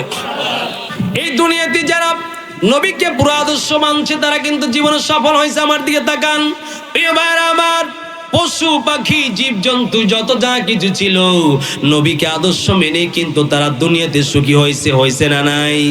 আমার ভাইরা আমার দিকে তাকান, হযরত আবু হুরায়রা রাদিয়াল্লাহু তাআলা আনহু বলেন, আমি নবীজির সাথে ছিলাম, নবীজির সাথে আল্লাহর নবী বলেন, হযরত আবু হুরায়রা বলেন, ছোট্ট একটা খেজুরের থলি ছিল আমার, দেখেন নবীর সাথে চলছে, নবীর আদর্শে জীবনটাকে রাঙায়া দিছি, যার কারণে আমার আল্লাহ বলেন, হযরত আবু হুরায়রা হাদিসটি বর্ণনা করেছেন, আল্লাহর নবী বেঁচে আছেন, আমি ইসলাম গ্রহণ করেছি, ছোট্ট একটা থলেতে আমার খেজুর নিয়ে নবীর কাছে আমি দাঁড়ায় গেলাম, নবীজি গো, আমার পরিবারে মানুষ অনেকগুলো, ওগো আল্লাহর নবী, এই যে সামান্য একটা থলেতে আমার খেজুর গো আল্লাহর নবী গো, আপনি আমাকে একটু খেজুরের মধ্যে বরকতের দোয়া করে দেন। নবী কি আছে এখন? জোরে বলেন। নবীর পরবর্তীতে কে আছে বলেন তো? আলেমরা আছে, আলেমরা। এখন কি নবী আছে? নবী নাই, কিন্তু নবী এভাবে বয়ান শোনাতেন, কোরআন শোনাতেন, হাদিস শিখাতেন। নবী তো নাই, এখন কার কাছে শিখবেন? জোরে বলেন। এই জন্য আলেমকে মহব্বত করবেন তো, প্রথমে বাড়ির ফল হলে আলেমকে গিয়ে খাওয়াবেন। আগেকার সময় বলবে, হুজুর বা, আরে বা তোমরা তো ভালো বারে, আমার গাছের ফল আগের তোমার হুজুরে খাওয়াই দিচ্ছেন। দেখেন কি আদর্শ। সাহাবায়ে কেরাম প্রথম ফলটা হয়েছে নবীর কাছে গিয়ে, নবী গো, আপনার সামনে পেশ করলাম, নবী একটু দোয়া করে দেন যেন আমার ফলের মধ্যে বরকত হয়ে যায়। নবীর সামনে নিয়ে আসছে ফল গাছে, নবীজি প্রথম খাইছে, দোয়া করে দিছে। সাহাবায়ে কেরাম বলেন, নবীর এক দোয়ায় আমাদের প্রতিদিন মদিনার খেজুরের গাছগুলো খেজুরে যেন পরিপূর্ণ হয়ে গেছে।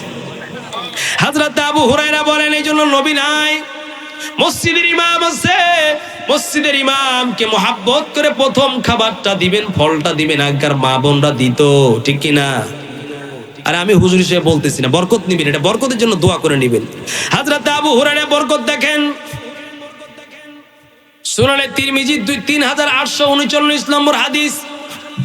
হযরত আবু হুরায়রা বলেন, আতাইতুন নাবিয়্য সাল্লাল্লাহু আলাইহি ওয়াসাল্লাম ফাকালা ইয়া রাসূলুল্লাহি উদউলি, আল্লাহর নবীর সাহাবী হযরত আবু হুরায়রা বলেন, নবী গো, আমার এই থলের মধ্যে খেজুর গো, নবী একটু বরকতের দোয়া করে দেন।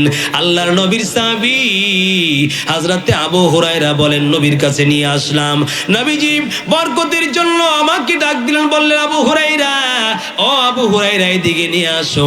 আবু হুরায়রা বলেন, আল্লাহর নবী আমাকে একটা কথা বললেন, ও আবু হুরায়রা, এক নম্বর হচ্ছে তোমার খেজুরের এই বেগের মধ্যে আমি ফু দিলাম। আল্লাহর নবী খেজুরের জন্য, খেজুরে বরকতের জন্য থলের মধ্যে ফু দিয়ে দিলেন। আর আবু হুরায়রাকে বললেন, আবু হুরায়রা, খবরদার খেজুরের মধ্যে তুমি হাত দিয়ে কোনোদিন সব খেজুর বের করবেন না। ওই যে মা বোনদের চাউলের পাত্র আছে না, সুন্নাত হচ্ছে বা ইসলামী বরকতের পদ্ধতি হচ্ছে, ওই প্রতিদিন চাউলের, যে মা বোনরা ভালো করে শুনবেন, চাউলের পাত্র আছে, ওই চাউলের পাত্র থেকে প্রতিদিন কোনোদিন সম্পূর্ণ চাউল বের করবেন না, অল্প কিছু রাখবেন, তাহলে ওখানে বরকত নাযিল হবে। হযরত আবু হুরায়রা বলছেন, আল্লাহর নবী বললেন, আবু হুরায়রা, তোমার থলের মধ্যে আমি দোয়া করলাম। নবীজি দোয়া পড়ে সূরা ফাতিহা পড়ে হযরত আবু হুরায়রার খেজুরের মধ্যে ফু দিলেন, আর বললেন, আবু হুরায়রা শোনো, কোনোদিন খেজুরের ফলের মধ্যে থেকে সব খেজুর বের করবে না। আবু হুরায়রা বলেন, বলেন এই যে নবী আমার খেজুরির থলের মধ্যে দোয়া করছে, ফু দিয়া দিছি, নবীজির দোয়ার কারণে ছোট্ট একটা থলে আমি কতবার খেজুরের মধ্য থেকে খেজুর ব্যয় করেছি, কত গরিবকে খাইয়েছি, কতবার নিজে খেয়েছি, তারপরও নবীর দোয়ার কারণে খেজুরের থলে থেকে কোনোদিন খেজুর কমে যায় না। এ মুসলমানরা, নবী নাই, সাহাবায়ে কেরাম নাই, তাবিঈন নাই, কিন্তু দেশে লক্ষ হক্কানি ওলামায়ে কেরাম আছে, আলেমদের বিরোধিতা কোনোদিন করবেন? জোরে বলেন। যেই গোত্র, যেই নেতা, যেই লোকটা বলবে হুজুররা খারাপ, হুজুরদের বিরুদ্ধে যাবেন, হুজুরদের ব্যাপারে আপনার ভুল বুঝাবে, বুঝবেন ওটা টাটকা মুনাফিক, শয়তানের দুলাভাই। আরো জোরে বলেন। প্রিয় ভাইরা আমার, ভালো করে শুনুন, নবীজি রাস্তা দিয়ে হাঁটতেছেন, সুনানে আবি দাউদ শরীফের কিতাবুল জিহাদের মধ্যে হাদিসটা আছে 2559 নম্বর হাদিস।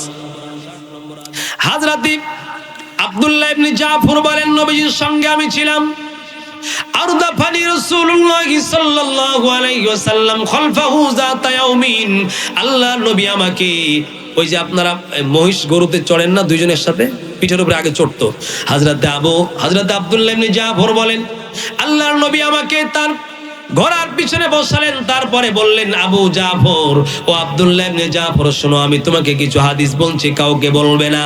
হযরত আব্দুল্লাহ ইবনে জাফর বলেন এরপর আমি দেখলাম আল্লাহর নবী একটা চাটিয়াল ময়দানে গেলেন, ময়দানে যাওয়ার পর নবীজি পেশাব অথবা পায়খানা করার জন্য নির্জন একটা জায়গায় গেলেন। ভালো করে শুনেন ভাইয়া, নবীকে যারা চিনছে তারা পশু পাখি কীট পতঙ্গ নবীর সাথে পরামর্শ করে জীবনে সব সফলতার রাজপথ পেয়ে গেছে। আরে দেখেন কি আশ্চর্য কথা, নবীজি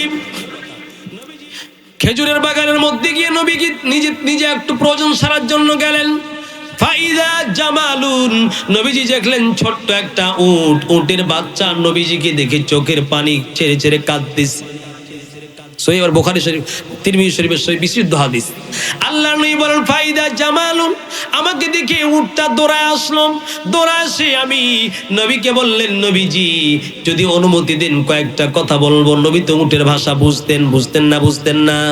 আমার ভাইরা, ওই নবীর সামনে এসে উটটা জবান ছেড়ে কান্না করছেন। আল্লাহ পাক কি উট বলছেন, আল্লাহ গো তোমার নবীকে পাইছি, দুনিয়ার তোমরা জানি রাহমাতাল লিল আলামিন, নবী গাছের নবী, মাছের নবী, উটের নবী, পশু পাখির নবী গো আল্লাহ, ও গো আল্লাহ আমাকে তোমার জবানটা খুলে দাও গো আল্লাহ, নবীর সঙ্গে কথা বলে আমার জীবনের দুঃখটা নবীর সামনে আমি বলতে প্রস্তুত আল্লাহ, ও গো আল্লাহ, কিন্তু আমি তো চতুষ্পর্যন্ত আমার মুখের ভাষা নাই।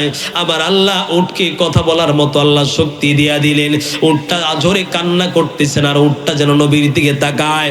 নবীজি ওই উটের পাশে দৌড়া যাওয়ার পর ওয়াদায়াদাহু, নবী তার হাতটা উটের পিঠের মধ্যে রেখে দেওয়ার পর উটটাকে বড় সান্ত্বনা দিয়ে হাতটা বোলায়া দিলেন। উটকে নবী বলেন উট তুমি কান্না করো কেন? উট চোখের পানি ছেড়ে বলে নবী মনে ভরা দুঃখ নিয়ে কান্না করি গো ভাইয়া, আমি বলতেছি বুঝাচ্ছি, দেখেন চতুষ্পর্যন্ত হইয়া নবীকে চিনছি, উম্মত হইয়া নবীরে চিনলাম না। আরে গাছে চিনছে, মাসি চিনছে, মদিনার ওই নবীকে, মুসলিম হইয়া উম্মত হইয়া না চিনলাম না নবীকে। ঠিক না আমার ভাইরা? ওই যে জামাল উটনি ডাক দিয়ে বলে নবী, ভরার ক্লান্ত হৃদয় নিয়ে উটটা কান্না করতেছি। আল্লাহর নবী ডাক দিয়ে বলছে মান হাদিহিল মালিক, এই উটের মালিক কে? একজন যুবক, আনসারী যুবক দৌড়ায় আসলো। দৌড়ায় আসার পর বলছে নবী আমার বেয়াদবি মাফ করবেন নবীজি, এই উটের মালিক হচ্ছে আমি। আল্লাহর নবী দুইটা চোখ দিয়ে পানি ফেলে ডাক দিয়ে বললেন ও আনসারী সাহাবী, এই উটের মালিক তুমি বড় ভালো কথা শোনো রে বান্দা, উটটা তোমাকে আল্লাহ গোশত খাওয়ার জন্য দিয়েছে, চাষ করার জন্য দিয়েছি।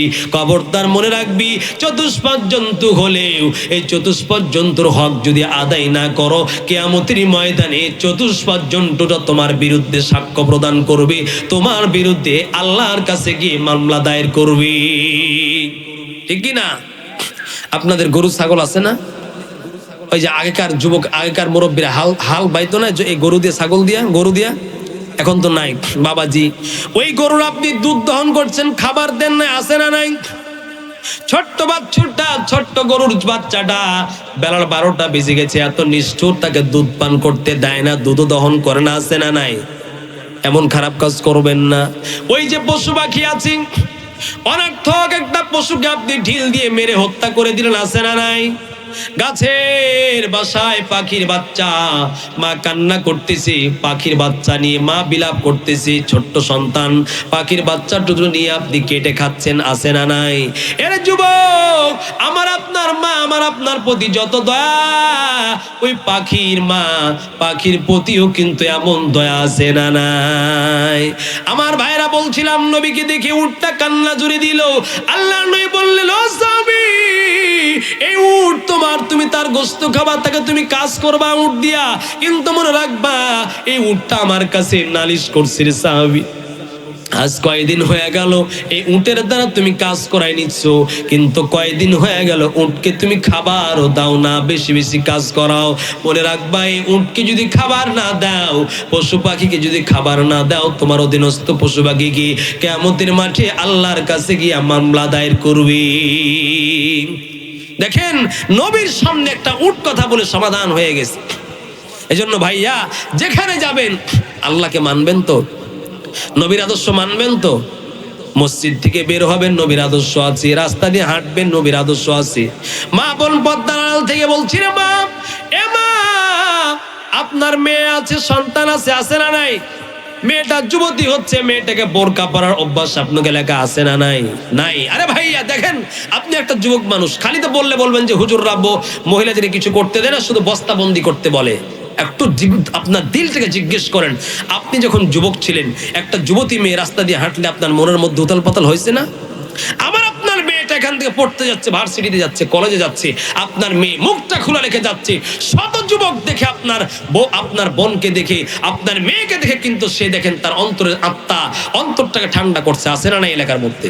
যেন আপনার মেয়েকে, আপনার বউকে পর্দাশীল বানান, পর্দানিশীল, মুখে বোরকা পরান। এটা বস্তাবন্দি করা না, এই মুখে বোরকা পরায়া সম্মান করা এবং পর্দায় রাখা, এটা হচ্ছে মেয়ে জাতির সম্মান এবং ইজ্জত, ঠিক কিনা?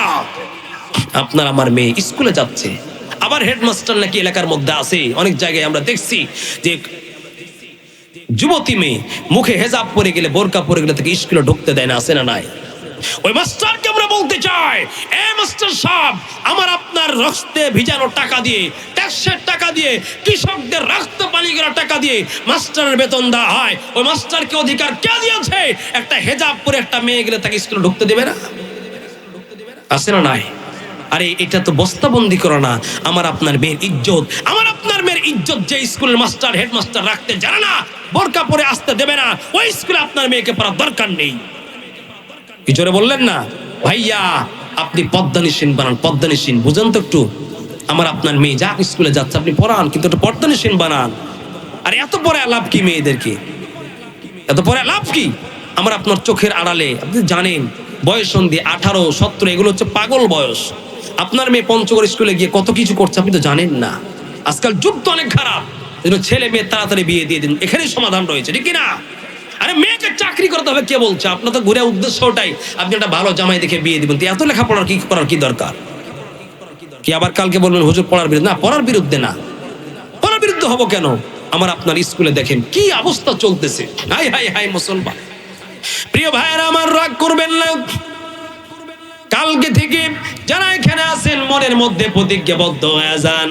আল্লাহর নবী বলেন, সেই দিন কিয়ামতের মাঠে আল্লাহ পাক বলবেন, কিয়ামতের মাঠে আল্লাহ বলেন, আল্লাযী আদ-দাইয়ুস লা ইয়াদখুলুল জান্নাহ। নবীজি বলেন, যারা দাইয়ুস হবে তারা আল্লাহর জান্নাতে যাবে না। দাইয়ুস কারা? নবীজির হাদিসটি জিজ্ঞেস করেন, নবীজি দাইয়ুস কারা? নবীজি বলেন, আল্লাযী ইউকিরু ফি আহলিহিল খাবাসা, যার পরিবারের বউটা বেপর্দা, যার যুবতী মেয়ে। বাবাজি আপনি একটু বলুন তো, 16 বছরের আপনার সুন্দরী মেয়েটা যখন রাস্তা দিয়ে হেঁটে যায়, কত যুবক দেখে, কত ভার্সিটির ছেলেরা দেখে, কত অবৈধ রিলেশনে জড়ায় যায় রে ভাইয়া।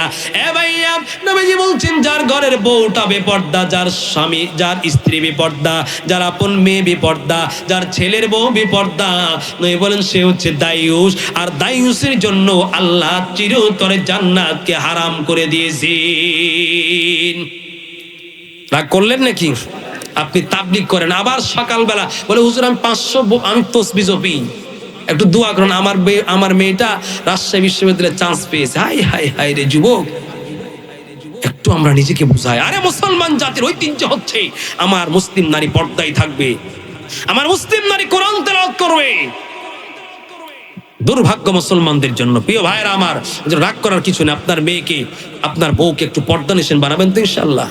জোরে বলেন, ঘরে চাউল না থাকলে কালকে চাউল বিক্রি করে পঞ্চগড় বাজারে গিয়ে আপনি সুন্দর করে একটা কালো হিজাব, বোরকা যেটাকে আমরা বলি, কেউ বাইরে থেকে দেখবে না, এটা আপনার বউ এবং আপনার মেয়ের ইজ্জত এবং সম্মান, ঠিক কিনা? কালকে যদি এলাকার মানুষ বলে আরে অমুকের মেয়েটা কত ভালো, তাকে আমরা কোনোদিন দেখিনি ভালো, আর যেই মেয়েটা দেখবেন খারাপ রিলেশন করে, অবৈধ প্রেম আলাপ করে, ওকে সবাই খারাপ বাসে, ঠিক কিনা? প্রিয় ভাইরা আমার, বলছিলাম রাত্রি গভীর হয়ে গেছে। এই গভীর রাত্রিতে আমি বলি ভাইয়া আখেরি মোনাজাত করব, শেষ মুহূর্তে দুইটা কথা বলে দিয়ে যাই রে ভাইয়া। এ ভাইয়া, 1 নম্বর কথা হলো আপনার সন্তান আছে না নাই? অনেকের সন্তান ছেলে হোক মেয়ে হোক, আপনি দেখেন আপনার সন্তানকে এই যুগে আপনি রেখে গেলেন, 10 বছর 12 বছর 20 বছর পড়ার পরেও আপনার ওই সন্তানটা MA পাস করলেও সিগারেট ছাড়া তার দিন চলে না, আছে না নাই? কিসের শিক্ষিত এটা? শিক্ষা কি পেল? কি শিক্ষা শিখালেন আপনি? সন্তান রেখে চলে গেলেন, কবরের পাশে দাঁড়ায় একটু বাবার নামে দোয়া করবে, এই শিক্ষাটা আপনি শিখাতে পারলেন না, আছে না নাই? আপনার মেয়ে, এই মেয়েকে আপনি স্কুলে পড়ালেন, ভার্সিটিতে পড়ালেন, কত কিছু জায়গায় পড়ালেন, কিন্তু এই মেয়েটাকে একটু কোরআন শিখাতে পারলেন না। আপনার চাইতে আর হতভাগায় পৃথিবীতে হতে পারে না, ঠিক কিনা? আরে ভাই, ওই মেয়েকে এমন পড়ায় যান, এমন পড়ায় যান যেন মেয়ে আপনার মরার পরে একটু সকালবেলা কোরআনটা নিয়ে দোয়া করে, আমার আল্লাহ, আমার বাবা আমাকে কোরআন শিক্ষা বানিয়েছেন। আল্লাহর পয়গম্বর বলেন, বান্দারে তোমার সন্তান যদি এইভাবে দোয়া করেন, নবীজি বলছেন একটা মেয়ে সন্তান হোক ছেলে সন্তান হোক, তাকে যদি কোরআনের হাফেজ বানায় যদি পারো, আল্লাহর পয়গম্বর বলেন, সুনানে তিরমিজি শরীফের মধ্যে হাদিসটা আছে, 2905 নম্বর হাদিস, আমার পয়গম্বর বলেন, মান কোরআন ফাআল্লা হালালাহু ওয়া হারামা হারামাহু আদখালাহুল্লাহুল জান্নাহ। কোন মানুষ যদি একটা সন্তান মেয়ে হোক ছেলে হোক, তাকে যদি আল্লাহ বলছেন কোরআনের হাফেজ বানায়, মহিলা মাদ্রাসায় পড়ায় যদি হাফেজ বানায়, নবীজি বলেন কিয়ামতের মাঠে আমার আল্লাহ ডাক দিয়ে বলবি, রে বান্দা, বান্দা কষ্ট করেছো, মেয়েকে হাফেজা বানাইছো রে বান্দা। আমার আল্লাহ ডাক দিয়ে বলবে, বান্দারে আজকে তোমার কোনো চিন্তা নাই, তোমার বংশে থেকে আমি আল্লাহ 10 জন মানুষ যারা জাহান্নামে চলে যাবে, এদেরকে তোমার ওই একজন মেয়ে হাফেজা 10 জন জাহান্নামীকে বাঁচায়া জান্নাতে আমি আল্লাহ নেওয়ার ক্ষমতা দিয়ে দিলাম। এ যুবক ভাইরা, এ মুরব্বী বাবারা আমার, এই জন্য সন্তানকে আপনার গার্লস স্কুলে পড়ার আগে, প্রাইমারিতে পড়ার আগে চিন্তা করেন, প্রতিজ্ঞাবদ্ধ হন, আল্লাহ আমার মেয়েকে আমি কোরআনের হাফেজা বানাবো। কারা কারা বানাবেন? দিয়ে হাত তুলে আল্লাহকে দেখান। কি নিয়ত করতে পারেন না? নিয়ত করবেন, শুধু নিয়ত বলবেন, হুজুর এত টাকা পাবো। কই যে আপনাদের এলাকার ভাই চিনেন না, মুফতি খায়রুল ভাই চিনেন তো? উনি পঞ্চগড় সদরে মরকাজুল হেদায়েত মহিলা মাদ্রাসা করছেন না? যোগাযোগ করবেন, টাকা পয়সা বড় বিষয় না, আপনি পড়ার নিয়ত করেন, আমার মেয়েকে আমি হাফেজা বানাবো। ছেলে নাই ওই হাফেজা সন্তানটা, মেয়ে সন্তানটা আল্লাহর কাছে গিয়া বলবে, আপনি ভ্যান চালক, আপনি কৃষি কাজ করেন, টাকা নাই পয়সা নাই, টাকার কারণে পড়াতে পারেন না, কষ্ট করে পড়াবেন, আমি কথা দিয়ে গেলাম, এই যে ভাই আছে মহিলা মাদ্রাসা, মেয়েকে যারা পড়াবেন যোগাযোগ করেন, টাকা পয়সা বড় বিষয় না, আপনি নিয়ত করেন পড়াবো ইনশাল্লাহ, যোগাযোগ করেন ইনশাল্লাহ, আল্লাহ হাফেজ বানাবো। রাসূলুল্লাহ বলছেন, মান হাম্মা বিসুন্নাতিন হাসানা, কেউ যদি ভালো কাজে নিয়ত করে, আল্লাহ আমার মেয়েকে হাফেজ আমি বানাবো, আল্লাহ বানাবো, তারপরে যদি হতে না পারে, এই যে বানানোর নিয়ত করছেন, নবীজি বলছেন বিশুদ্ধ হাদিস, এই বানানোর নিয়ত করার কারণে আল্লাহ বানার মতো নেকি দান করে দিবেন। প্রিয় ভাইরা আমার, ছেলে মেয়ে নাই, বড় হয়ে গেছে, বিয়া হয়ে গেছে, নিয়ত করেন যারা নানা আছেন, আমার মেয়ের ঘরের একটা নাতনি হলে আমি হাফেজা বানাবো। প্রিয় ভাইরা আমার, একটু মনটাকে বুঝান। আমার আল্লাহর নবী বলেন ক্বালু লি সাহিবিল কোরআন ইকরা, আল্লাহ বলবেন ইলবাসু ওয়ালিদাহু তাজান, আল্লাহ পাক বলবেন বান্দারে তুমি বড় কষ্ট করে তোমার নাতনিকে হাফেজা বানায়ছো। আমার আল্লাহ ডাক দিয়ে বলবে বান্দা আজকে কিয়ামতের মাঠে তোর কেউ নাই, একটা সন্তান, ও বাবা ভ্যান চালক, একটা সন্তানকে হাফেজা বানায়ছো। ওই হাফেজা সন্তানের কারণে আমার আল্লাহ জান্নাতে সেই দিন কিয়ামতের ময়দান, যেই দিন সবাই আফসোস করবে আর নাফসি নাফসি করবে, আমার আল্লাহ বলেন সেই দিন একজন হাফেজের নানাকে, হাফেজের বাবাকে, হাফেজের মাকে আল্লাহ এই দিন কিয়ামতের মাঠে আমার আল্লাহ নূরের স্বর্ণের টুপি পরায়া দিবে। জোরে কোন সুবহানাল্লাহ। কোরআন শিখাও ছেলেমেয়েকে ওহে মুসলমান, জান কবুজির সময় তোমার হবে রে আজান। ঠিক না প্রিয় ভাইরা আমার? আর আল্লাহর রাস্তায় সন্তানকে তৈরি করবেন ইনশাআল্লাহ। জোরে বলেন ইনশাআল্লাহ। আমার ভাইরা আরেকটা কথা মনে রাখবেন, আল্লাহর কোরআন, ইসলাম নিয়ে মরতে চাই, ইসলাম নিয়ে বাঁচতে চাই, চান কি চান না? জোরে বলেন নাকি? কোরআন নিয়ে মরবেন, কোরআন নিয়ে বাঁচবেন, বলবেন আল্লাহ ইসলাম টিকিয়ে রাখার জন্য নবীকে খতমে নবুয়ত মানে নবী শেষ হয়ে গেছে এ কথার জন্য জীবন দেওয়ার প্রয়োজন হলো জীবন দিবেন, রক্ত দিবেন। সন্তানগুলিকে আল্লাহর রাস্তায় তৈরি করবেন। কথা দিলাম আমার আল্লাহ বলেন আপনার সন্তান একটা যদি শহীদ হতে পারে, নবী বলেন ইগফারু লিশ-শাহীদি কুল্লু যামবিন, আমার আল্লাহ বলছেন তোমার সন্তান যদি একটা শহীদ হয় আল্লাহর রাস্তায় গিয়া, এ বান্দা তোমার বংশ থেকে তোমার সন্তান শহীদ হতে দেরি, তোমার জান্নাতে যেতে কোনো দেরি থাকে না। আল্লাহ রাস্তায় সন্তান তৈরি করবেন, কোরআন পড়ার জন্য সন্তানকে প্রচুর দূরে ভর্তি করবেন, মাদ্রাসায় দিবেন। আরে সন্তান যদি কোরআন পড়তে গিয়ে শহীদ হয়ে যায়, মরে যায়, আপনার বাবা মা উভয়কে আল্লাহ রাসূল বলছেন তাকে মান সালাকা তরিকান ফি ইলমান সালাকাল্লাহু বি তরিকাম মিন তুরুকিল জান্নাহ, কোরআন শিখতে গিয়ে সন্তান মরে গেলে ওই সন্তানকে আল্লাহ পাক জান্নাতে পৌঁছায় দিবেন। প্রিয় ভাইরা আমার, দেখেন আমার দিকে, এই যে মদিনা এখান থেকে প্রায় 4500 কিলোমিটার দূর, ওই মদিনার সাহাবীরা জীবন দিছে, জীবন দেওয়ার কারণে আজকে ইসলামে মদিনা থেকে বাংলাদেশে আসছে। ঠিক কিনা? জোরে চিল্লা বলেন ঠিক কিনা? সাহাবীদের কোরআনের জন্য, ইসলামের জন্য জীবন দেওয়ার একটা ছোট্ট কথা বলে শেষ করে দিব। আমার ভাইরা, মোতার যুদ্ধ, আল্লাহর নবী প্রায় 27টা যুদ্ধে নিজের সেনাপতি হয়েছে না নাই? নবীজি খালি নামাজ পড়ছেন? নবীজি খালি জিকির করছেন? আরে জিকিরের সময় জিকির, নামাজের সময় নামাজ, জিহাদের সময় জিহাদ, প্রয়োজনে কোরআনের জন্য মরার জন্য মরতে হবে, বাঁচার জন্য বাঁচতে হবে। ঠিক কিনা আমার ভাইরা? আল্লাহর নবী জিহাদের ময়দানে গিয়েছেন, যুদ্ধ করেছেন। আজকে তো আমরা জিহাদের কথা শুনতেই পারি না, ঠিক কিনা? অথচ আজকে কেউ যদি জিহাদকে স্বীকার করে আর কোন নেতা যদি জিহাদের কথা বলতে গিয়ে বাধা দেয়, বুঝবেন সেটা ভারতের দালাল, কুখ্যাত বেঈমান। ঠিক কিনা? প্রিয় ভাইরা, রাগ করবেন না, জিহাদ আর সন্ত্রাস এটা এক নয়। সন্ত্রাস হচ্ছে এটা বিভিন্ন জিনিস, আর জিহাদ হচ্ছে পবিত্র। জিহাদ মানে ওপারে জান্নাত, ওপারে মৃত্যু, মরলেই জিহাদ করে মরলে আল্লাহর জান্নাতে যাওয়া যায়।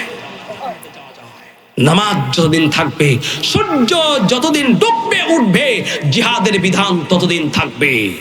জিহাদের কথা বলার কারণে মানুষ জঙ্গি হয়ে যায় না।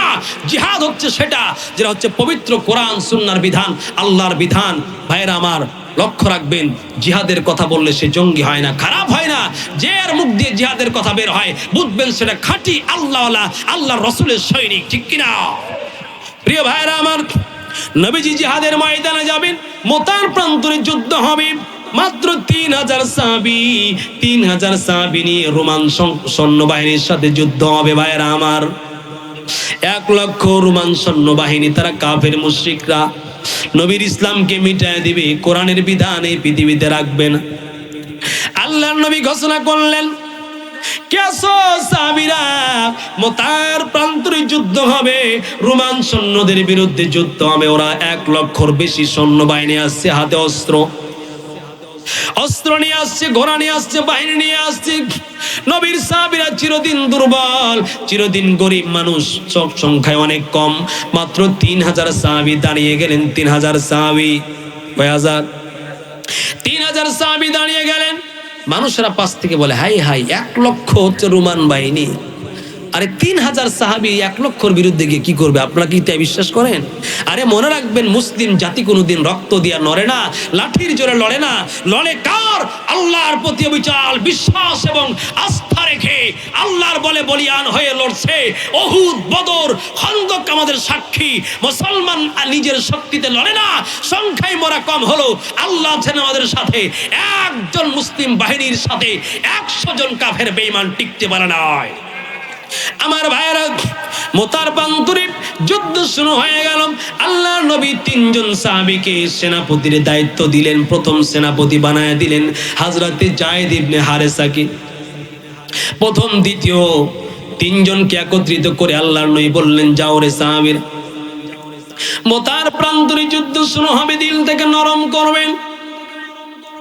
যারা জিহাদ করে জমিনে রক্ত ফেলে দিয়ে যারা চলে গেল রে ভাই, আজকে মদিনার কবরে গিয়ে আপনি তাকায়া দেখেন, ওই মদিনায় জান্নাতুল বাকি নামে একটা কবরস্থান আছে। যারা হজ করতে গিয়েছেন দেখেছি, ওই জান্নাতুল বাকিতে 10,000 নবীর সাহাবী শুয়ে আছেন, অনেকে শাহাদাত বরণ করেছে।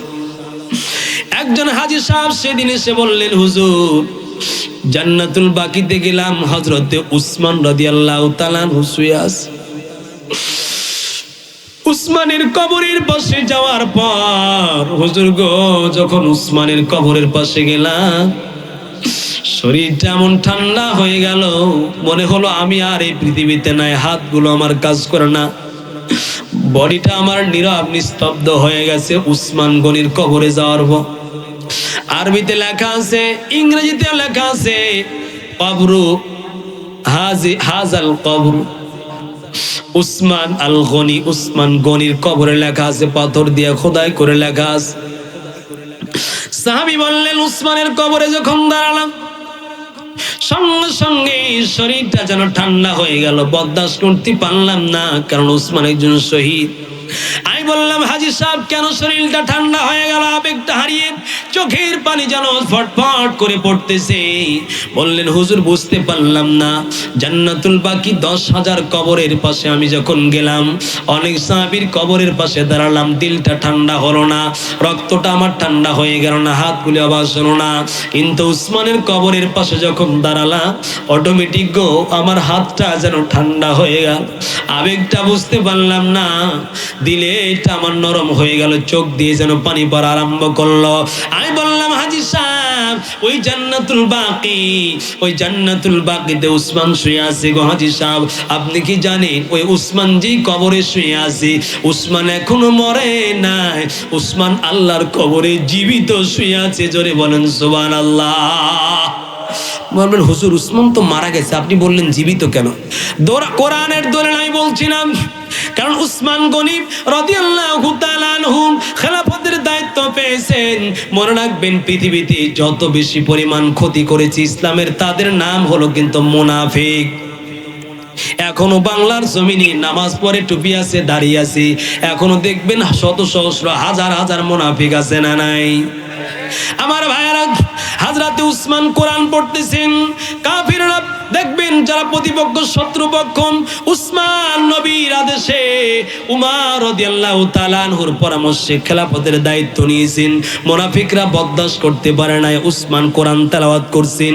ফজরের নামাজ পড়ে হযরত উসমান কোরআন পড়তেছে, মুনাফিকরা দেওয়াল টাঙ্গিয়ে আসিয়া হযরত উসমান রাদিয়াল্লাহু তাআলা আনহু কোরআন পড়তেছে। কোরআন আমার আল্লাহ বলছেন, সাদাতহুম ঈমানা।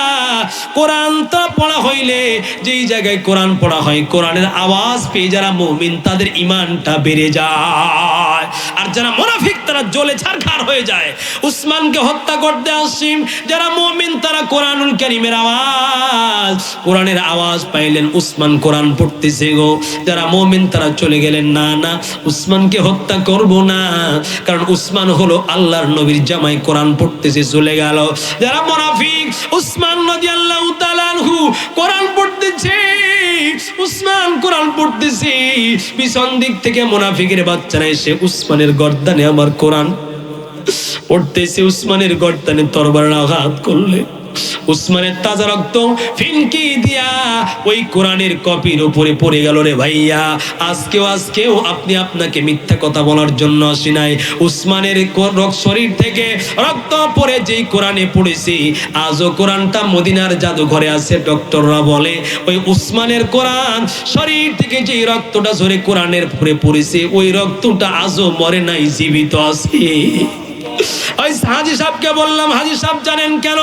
আমার আল্লাহ পাক বলছেন, ওয়ালা তাকুলু লিমান ইউকতালু ফি সাবিলিল্লাহি আমওয়াত। এ বান্দা, যারা শহীদ হয়, শহীদদেরকে তোমরা মৃত্যু বলো না, তারা কবরে জীবিত।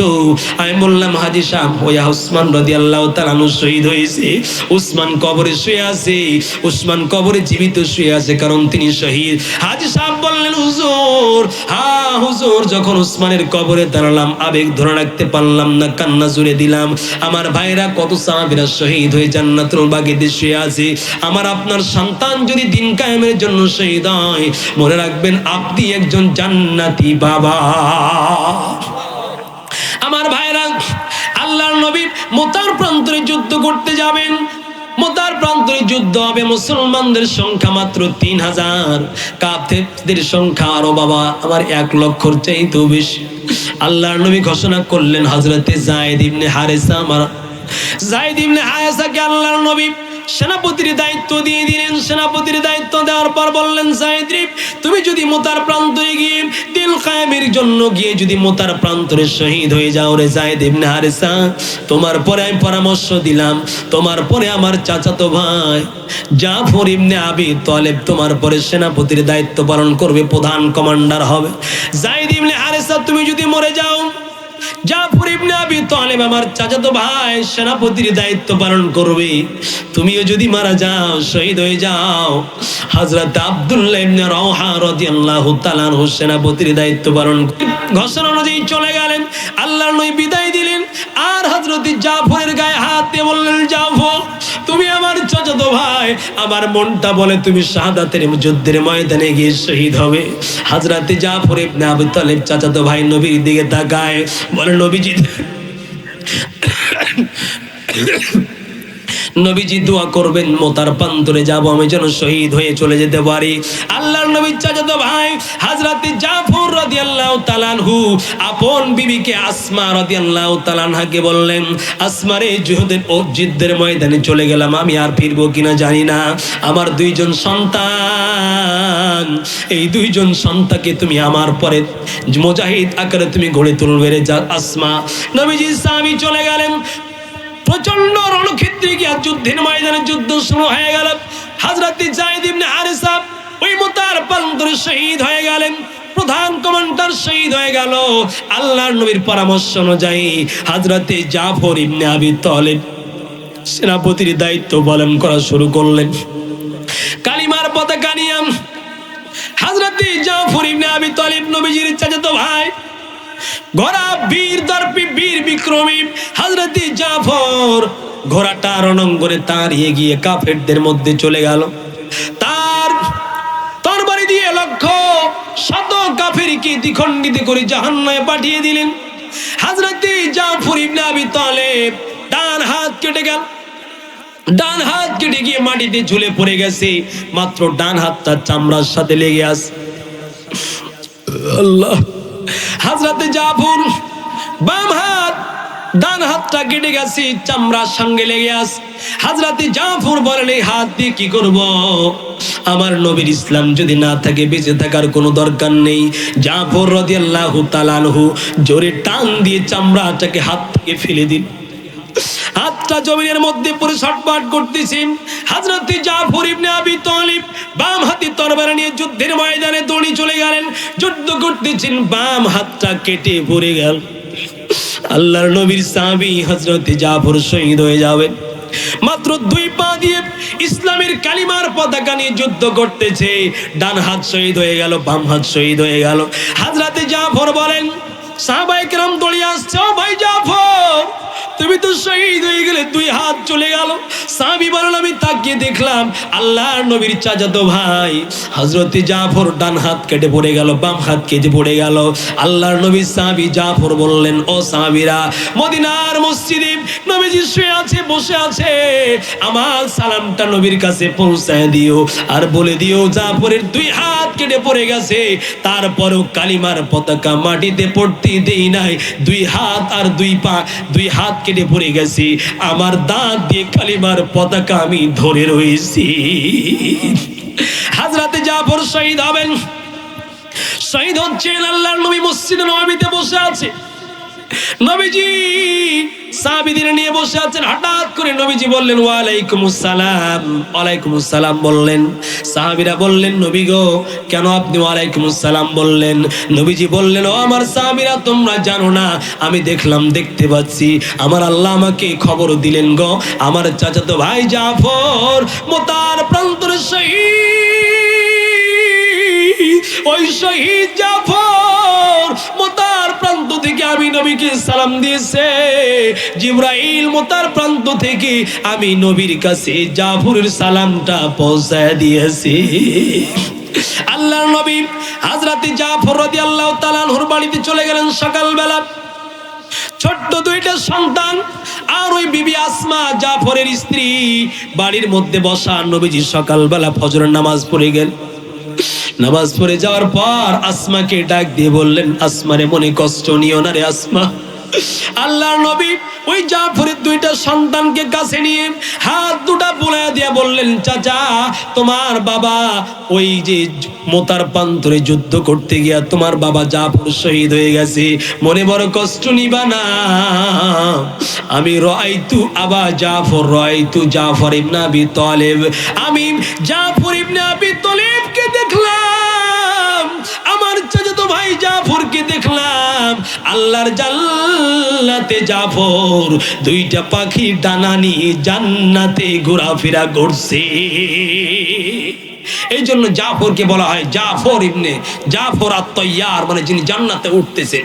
প্রিয় ভাইরা, এইভাবে সাহাবীরা কোরআন রক্ষার জন্য, ইসলাম রক্ষার জন্য জীবন দিয়েছে, রক্ত দিয়েছে, তবু তারা ঈমান বিক্রি করে নাই। ও মুসলমান ভাইরা, আমার আপনার পঞ্চগড়ে ঈমান বিক্রির হিড়িক চলছে, ঠিক কিনা?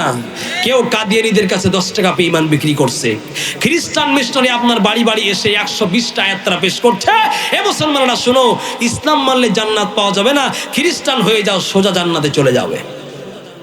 নাউজুবিল্লাহ বলবেন না? হিজবুত তাওহীদে ঈমান হারা করছে, কাদিয়ানীরা আছে, শিয়া মতলম্বীরা আছে, ভণ্ড মাজার পূজারীরা আছে, মাজারে সিজদা করলে ঈমান নষ্ট হয়ে যায়। ওই যে বাউল নামের ফাউল ছিল না, বাউল বাউল বাউল, আমার আল্লাহকে গালি দিছে না, ও কোরআনে বলছে নাউজুবিল্লাহ, কি বলছে? যে আল্লাহ নাকি বলছে কুলাউযু রাব্বিন নাস মালিকিন নাস, শুনছেন না আপনারা? ইলাহিন নাস, নাকি আল্লাহ বলছেন এত কেন নাচ, মানে আল্লাহ বলছে কোরআনে নাকি বেশি বেশি নাচো। নাউজুবিল্লাহ 10 বার বলেন। আবার বলছে কি যে আল্লাহ নাকি কোরআন, ও এই যে ওর বাড়ি মানিকগঞ্জ, ও বলছে আল্লাহর কথার নাকি আগা পাছা কিছু নাই। ও ওর মানিকগঞ্জের ভাষায় বলছে যে আল্লাহর কথার এই যে বলে হোগা মাথা, মানিকগঞ্জের ভাষায় হোগা মানে পিছন, তো বলছে যে আল্লাহর কথার নাকি হোগা মাথা কিছু খুঁজে পায় না। নাউজুবিল্লাহ। চিন্তা করছেন, এই বাউল, বাউল নামে যারা ফাউল, এ বাংলার জমিনে বিশ্বাস করবেন মুসলমান ভাইয়েরা, লেখাপড়া করে বলছি, যারা বাউল এবং ফকির সম্প্রদায়, এদের ইসলামের সাথে 4 পয়সা কোনো সম্পর্ক নাই। না তো দেখেন এই যে বাউল নামের এই বেয়াদব, এরা সারা রাত গান করে আর বলে আল্লাহ কোরআনে কোথায় বলেছে গান হারাম। এবারটা তুই আমার কাছে রাসূলের হাদিস প্রায় 24টা বিশুদ্ধ হাদিস আমার কাছে মুখস্থ এই মুহূর্তে। রাসূলুল্লাহ বলছেন ইন্নাল্লাহ তাআলা হারামাল খামরা ওয়াল মাইসারা ওয়াল কুবাতা, আল্লাহ জুয়া খেলা, ঘুষ খাওয়া আর গানকে আল্লাহ চিরতরে হারাম নিষিদ্ধ করেছে। ওই বাটপার গুলো বলে নাকি গান আল্লাহ নিষিদ্ধ কোথাও করে নাই। আমরা বলতে চাই, এ বাংলার জমিনে যেই সরকার হবে হন, দাবি হচ্ছে কোরআন নিয়ে, আওয়ামী লীগেরও কোরআন, মুসলমানেরও কোরআন, জামাতেরও কোরআন, চরমনাইয়ের কোরআন, বিএনপির কোরআন, দল যা করবেন করেন, কিন্তু কোরআনের ঐক্যবদ্ধ আমরা সবাই ঐক্যবদ্ধ, ঠিক কিনা? আপনার দল বড় না, আপনার কাছে কোরআন বড়। বাংলার জমিনে কেউ যদি একবার কোরআনকে নিয়ে কটূক্তি করে, নবীকে নিয়ে কটূক্তি করে, বাংলাদেশের আইন করতে হবে, যে নবীর সামনে বেয়াদবি করবে তার বিরুদ্ধে সর্বোচ্চ ফাঁসি কার্যকর করতে হবে। এটা কি আমার দাবি, আওয়ামী লীগের দাবি, বিএনপির দাবি, জামাতের দাবি, সমস্ত মুসলমানের দাবি? প্রিয় ভাইয়েরা, রাজনৈতিক বক্তৃতা না, আমরা কোরআনের বন্ধনে রসুলের ভালোবাসা সব একমত। রসুলকে নিয়ে কটূক্তি করলে পঞ্চগড়ের মাটি দেওয়া যেখানে হোক, মুসলমান যদি এই রাষ্ট্রে তাদের কোনো বিচার করা না হয়, আমরা আমাদের হক দিয়ে মুসলমান তাওহীদি জনতা বিচার করবো ইনশাআল্লাহ। প্রিয় ভাইরা, মনে রাখবেন, রসুল আমার জীবনের চাইতে রসুল আমার কাছে বেশি দামি, ঠিক কিনা? আমার জীবনের চাইতে কোরআন বেশি দামি, আমার জীবনের চাইতে আমার আল্লাহ বেশি দামি, আমার জীবনের চাইতে আমার ইমান বড় দামি, ঠিক কিনা? সাবধান থাকবেন, আপনারা কি ইমান বিক্রি করবেন না। এই যে আপনাদের এলাকার আমাদের মুফতি খায়রুল ভাই, চিনেন তো? চিনেন না? আমার খুব মহাব্বতের মানুষ, অনেক কাজ করে। এই যে ঘটনা আমি শোনালাম না, যে জাফর ইবনে আবি তালেব, তিনি তার বিবির থেকে বিদায় নিয়ে চলে গেলেন। অনেক কাজ আল্লাহর বান্দা করেন। ভাই, আমার আপনার পাশে হিন্দু ভাইরা আছে না? তারা কিন্তু আমাদের ভাই, ঠিক কিনা? আপনি কালিমা পড়ছেন, জান্নাতে যাবেন। একজন হিন্দু মানুষ যে আপনার পাশে আছে, তাকে আপনাকে একটু দাওয়াত দিতে হবে, ঠিক কিনা? তাকে জোর করে ইসলাম বানাতে, মুসলমান বানাতে হবে না। আপনার চরিত্র দিয়ে তাকে কোরআনের দাওয়াত দিবেন। কারণ হিন্দু ধর্ম আমরা পড়ে বলছি, হিন্দু ধর্মের গ্রন্থ, শ্রেষ্ঠ গ্রন্থ তাদের গ্রন্থে বলছে, একং সদা বিপা বহুদা বদন্তি। পৃথিবীর হিন্দুরা, ওরা বেদ পড়েই না। বেদ গ্রন্থের মধ্যে, হিন্দুদের গ্রন্থে বলছে, পৃথিবীতে আল্লাহর কোনো শরীক নাই, তার কোনো প্রতিমা নাই, তার কোনো মূর্তি নাই, একমাত্র একক আল্লাহ, আল্লাহ ছাড়া এক, আর তার কোনো শরীক নাই। কে বলছে এটা? হিন্দুদের ধর্মগ্রন্থ বলছে। ওই যে ওর তারা মূর্তি পূজক, এটা আমরা বুঝাবেন ভাই। আজকে হিন্দু ভাইদেরকে দাওয়াত দিতে হবে, এটা আমরা জানি না, ঠিক না? অথচ আপনার বাড়ির পাশে দেখেন, একজন হিন্দু যখন জাহান্নামে যাবে, যদি বলে আল্লাহ ইসলাম গ্রহণ না করলে জান্নাতে যাওয়া যায় না, কই আমাকে একজন মুসলমান ভাই তো বলে নাই? একটু মাথায় হাত দিয়ে বলুন তো। অনেক হিন্দু ভাইদের সাথে আপনি চলাফেরা করেন, তার বাড়িতে দাওয়াতও খাচ্ছেন, তার কাছে বিড়ি নিয়ে খাচ্ছেন, তার কাছে পানও আপনি খাচ্ছেন, কিন্তু একটিবার আপনি মুখ খুলে কি কোনো হিন্দুকে দাওয়াত দিয়েছেন? অথচ দেখেন, তার ধর্মগ্রন্থে বলছে, অন্ধং তম প্রবিশন্তি যেহসং ভতিম পাশতে তত ভয় ইবুতে যা উ সম্ভতাং। এই কোরআন বলছে, তার গ্রন্থ বলছে, পৃথিবীর মানুষেরা শোনো, এই পৃথিবীতে মূর্তি পূজা বলতে কিছু নাই। যারা মূর্তি পূজা করবে, তারা অন্ধকার নরকে জাহান্নামে প্রবেশ করবে। কে বলছে এটা? তাদের ধর্মগ্রন্থ, বেদ গ্রন্থ বলছে। কোনো ঠাকুর ভাই আমার সাথে বসতে চাইলে আমি তাকে বুঝাতে পারবো ইনশাআল্লাহ, আমরা লেখাপড়া করে বলছি। অতএব হিন্দু ধর্মের ভাইরা, তারা আমাদের আল্লাহর বান্দা, তাদেরকে কালিমার দাওয়াত দেন, একটু বুঝান, জোর করে না, আবার মারামারি না। আপনার পাশে বসবাস করছে, আপনি যখন জান্নাতে যাবেন, পিছন থেকে হাতটা টান ধরে যদি বলে, বাবা আল্লাহ এই সাথে আমি বসবাস করেছি, পঞ্চগড় জেলায় একসাথে উঠেছি, একসাথে বসেছি, কোনোদিন তোমাকে বলে নাই কোরআন না মানলে, আল্লাহকে না মানলে, ইসলাম গ্রহণ না করলে জান্নাতে যাওয়া যায় না, কোনোদিন তো বলে নাই। আপনার কি কোনো পথ থাকবে ভাইয়া, বলেন তো? চিন্তা করে দেখেন। এই জন্য আপনাদের এলাকায় এই যে কৃতি সন্তান, উনিও দাওয়া তাখাসুস ফি দাওয়া, কম্পারেটিভ রিলিজিয়ন বলে, ধর্মতত্ত্ব, খ্রিস্টান ধর্ম, বৌদ্ধ ধর্ম, কাদিয়ানি, শিয়া, আলে কোরআন, হিজবুত তাওহীদ, এই ধর্ম নিয়ে এই যে খায়রুল ভাই আপনাদের এলাকার সন্তান অনেক লেখাপড়া করছে, বিভিন্ন কম্পারেটিভ মানে ধর্মতত্ত্ব নিয়ে। উনি মোটামুটি দেখেন, ওনার হাতে অনেক অমুসলিম ভাইরা ইসলাম গ্রহণ করছে।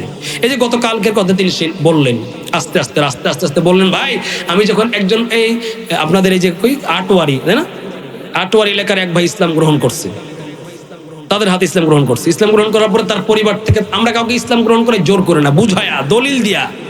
এক পর্যায়ে যখন শিক্ষিত ভাইরা বুঝে যে না, ইসলাম ধর্ম ছাড়া তার অন্য কিছু নেই, আল্লাহ বলছেন ওমাইয়াবতাগি গায়রাল ইসলামি দীনা, যে ইসলাম ছাড়া অন্য কিছু গ্রহণ করবে তার সব কিছু বাতিল হয়ে যাবে। তো তিনিও কত কাজ করতেছেন, বললেন যে ভাই আমি ওই যে তার পরিবার তাকে নিয়ে চলে যাবে, ইসলাম গ্রহণ করানোর তাকে তার পরিবার থেকে মারতেছে, কত চেষ্টা করে, কত মেহনত করে আল্লাহর বান্দা এই একজন মুসলমান বানাইছেন। তারপরে তার পরিবার তাকে টর্চারিং করছে, অনেক কষ্ট করে 2 দিন আগে উদ্ধার করছে তারা। তো তিনি বললেন, ভাই আমি রাত্রে যখন বাড়ি থেকে বের হইলাম, তখন আমার বউকে বললাম, বউ হয়তো আমি আর ফিরতে পারবো না। ভাই অনেক রিস্কের কাজ আল্লাহর বান্দারা করছেন। 1 নম্বর কথা হচ্ছে, আপনারা এই যারা আমাদের পাশে বৌদ্ধ, খ্রিস্টান, যারা কাদিয়ানি আছে, মারামারি না করে তাদেরকে বুঝান, ভাই আসলে দেখুন ইসলামটা সব, ঠিক কিনা? আচরণ দিয়ে। আর মুসলমানদের তো আমাদের এখন আচরণ খুব জঘন্য আচরণ। আমাদের আচরণ, মুসলমানদের আচরণ থেকে হিন্দুই বলে, আরে হিন্দু থাকাই তো ভালো। কারণ মুসলমান হয়ে আমরা মুসলমানদের ঐতিহ্য সব হারিয়ে ফেলেছি। প্রিয় ভাইরা, আর লম্বা না করি, তো আপনাদের এলাকার ভাই অনেক কাজ করেন, অনেক ফিকির করেন। আপনারা যদি শোনেন, বাড়িতে বাড়িতে, গ্রামে গ্রামে বাইবেল বিতরণ করছে, কেউ খ্রিস্টানের টাকা নিয়ে আসছে, অর্থ নিয়ে আসছে, কোনো সাহায্য সহযোগিতা দিচ্ছে, ওগুলি আপনারা গ্রহণ করবেন না। এ দুনিয়ায় কষ্ট করে চলে যদি আপনি আল্লাহর জান্নাত পান ইমান নিয়ে যেতে, তো এটাই তো ভালো, ঠিক না? এই জন্য আপনার এই যে ভাই আছে তাকে আপনার ভালোবাসবেন, সহযোগিতা করবেন। অনেক কাজ করে, এই যে উমর ফারুক ভাই আছে, আমাদের এই মুফতি খায়রুল ইসলাম ভাই আছেন, আপনাদের এলাকার সন্তান, অনেক কাজ বান্দা করেন, অনেক কাজ করে ভাই, যেটা আমি বলে বুঝতে পারবো না।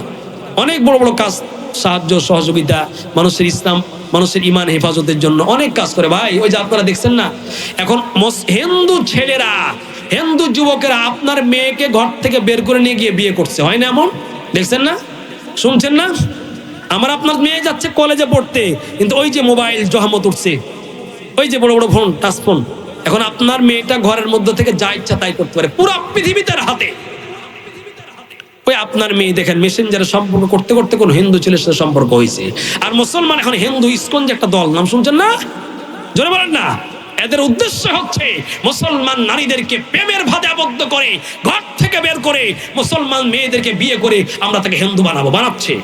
ঘটছে না, ঘটনা ঘটছে না? কলেজ ভার্সিটির মেয়েরা ধোকায় পড়ছে না? 2 বছর 3 বছর থেকে প্রেম আলাপ চলতেছে, প্রেমের পাগল হয়ে গেছে, তথ্য নিয়ে দেখতেছে এবার ছেলে হচ্ছে ইসকন বা হিন্দু। আর প্রেম এমন এক অন্ধ জগৎ, প্রেমের বন্ধনে আবদ্ধ হয়ে গেলে আর বলতে পারে না। তাই যে এই যে খায়রুল ইসলাম ভাই প্রত্যেকটা স্কুলে কলেজে গিয়া আমাদের নারীদেরকে সচেতন করছে ভাই। এই জন্য আপনারা সন্তানকে মাদ্রাসায় পড়ান এবং মেয়েদেরকে কোরআন শিখান। আর এরকম যারা আলেম ওলামা আছে তাদের সাথে থাকবেন, তাহলে ইমান হেফাজত হবে। থাকবেন তো ইনশাআল্লাহ? ইনশাআল্লাহ বলেন, 2 হাত তুলে দেখান। ইমান রক্ষার জন্য আলেম ওলামার ছাড়া আমরা অন্য কারো কাছে যাব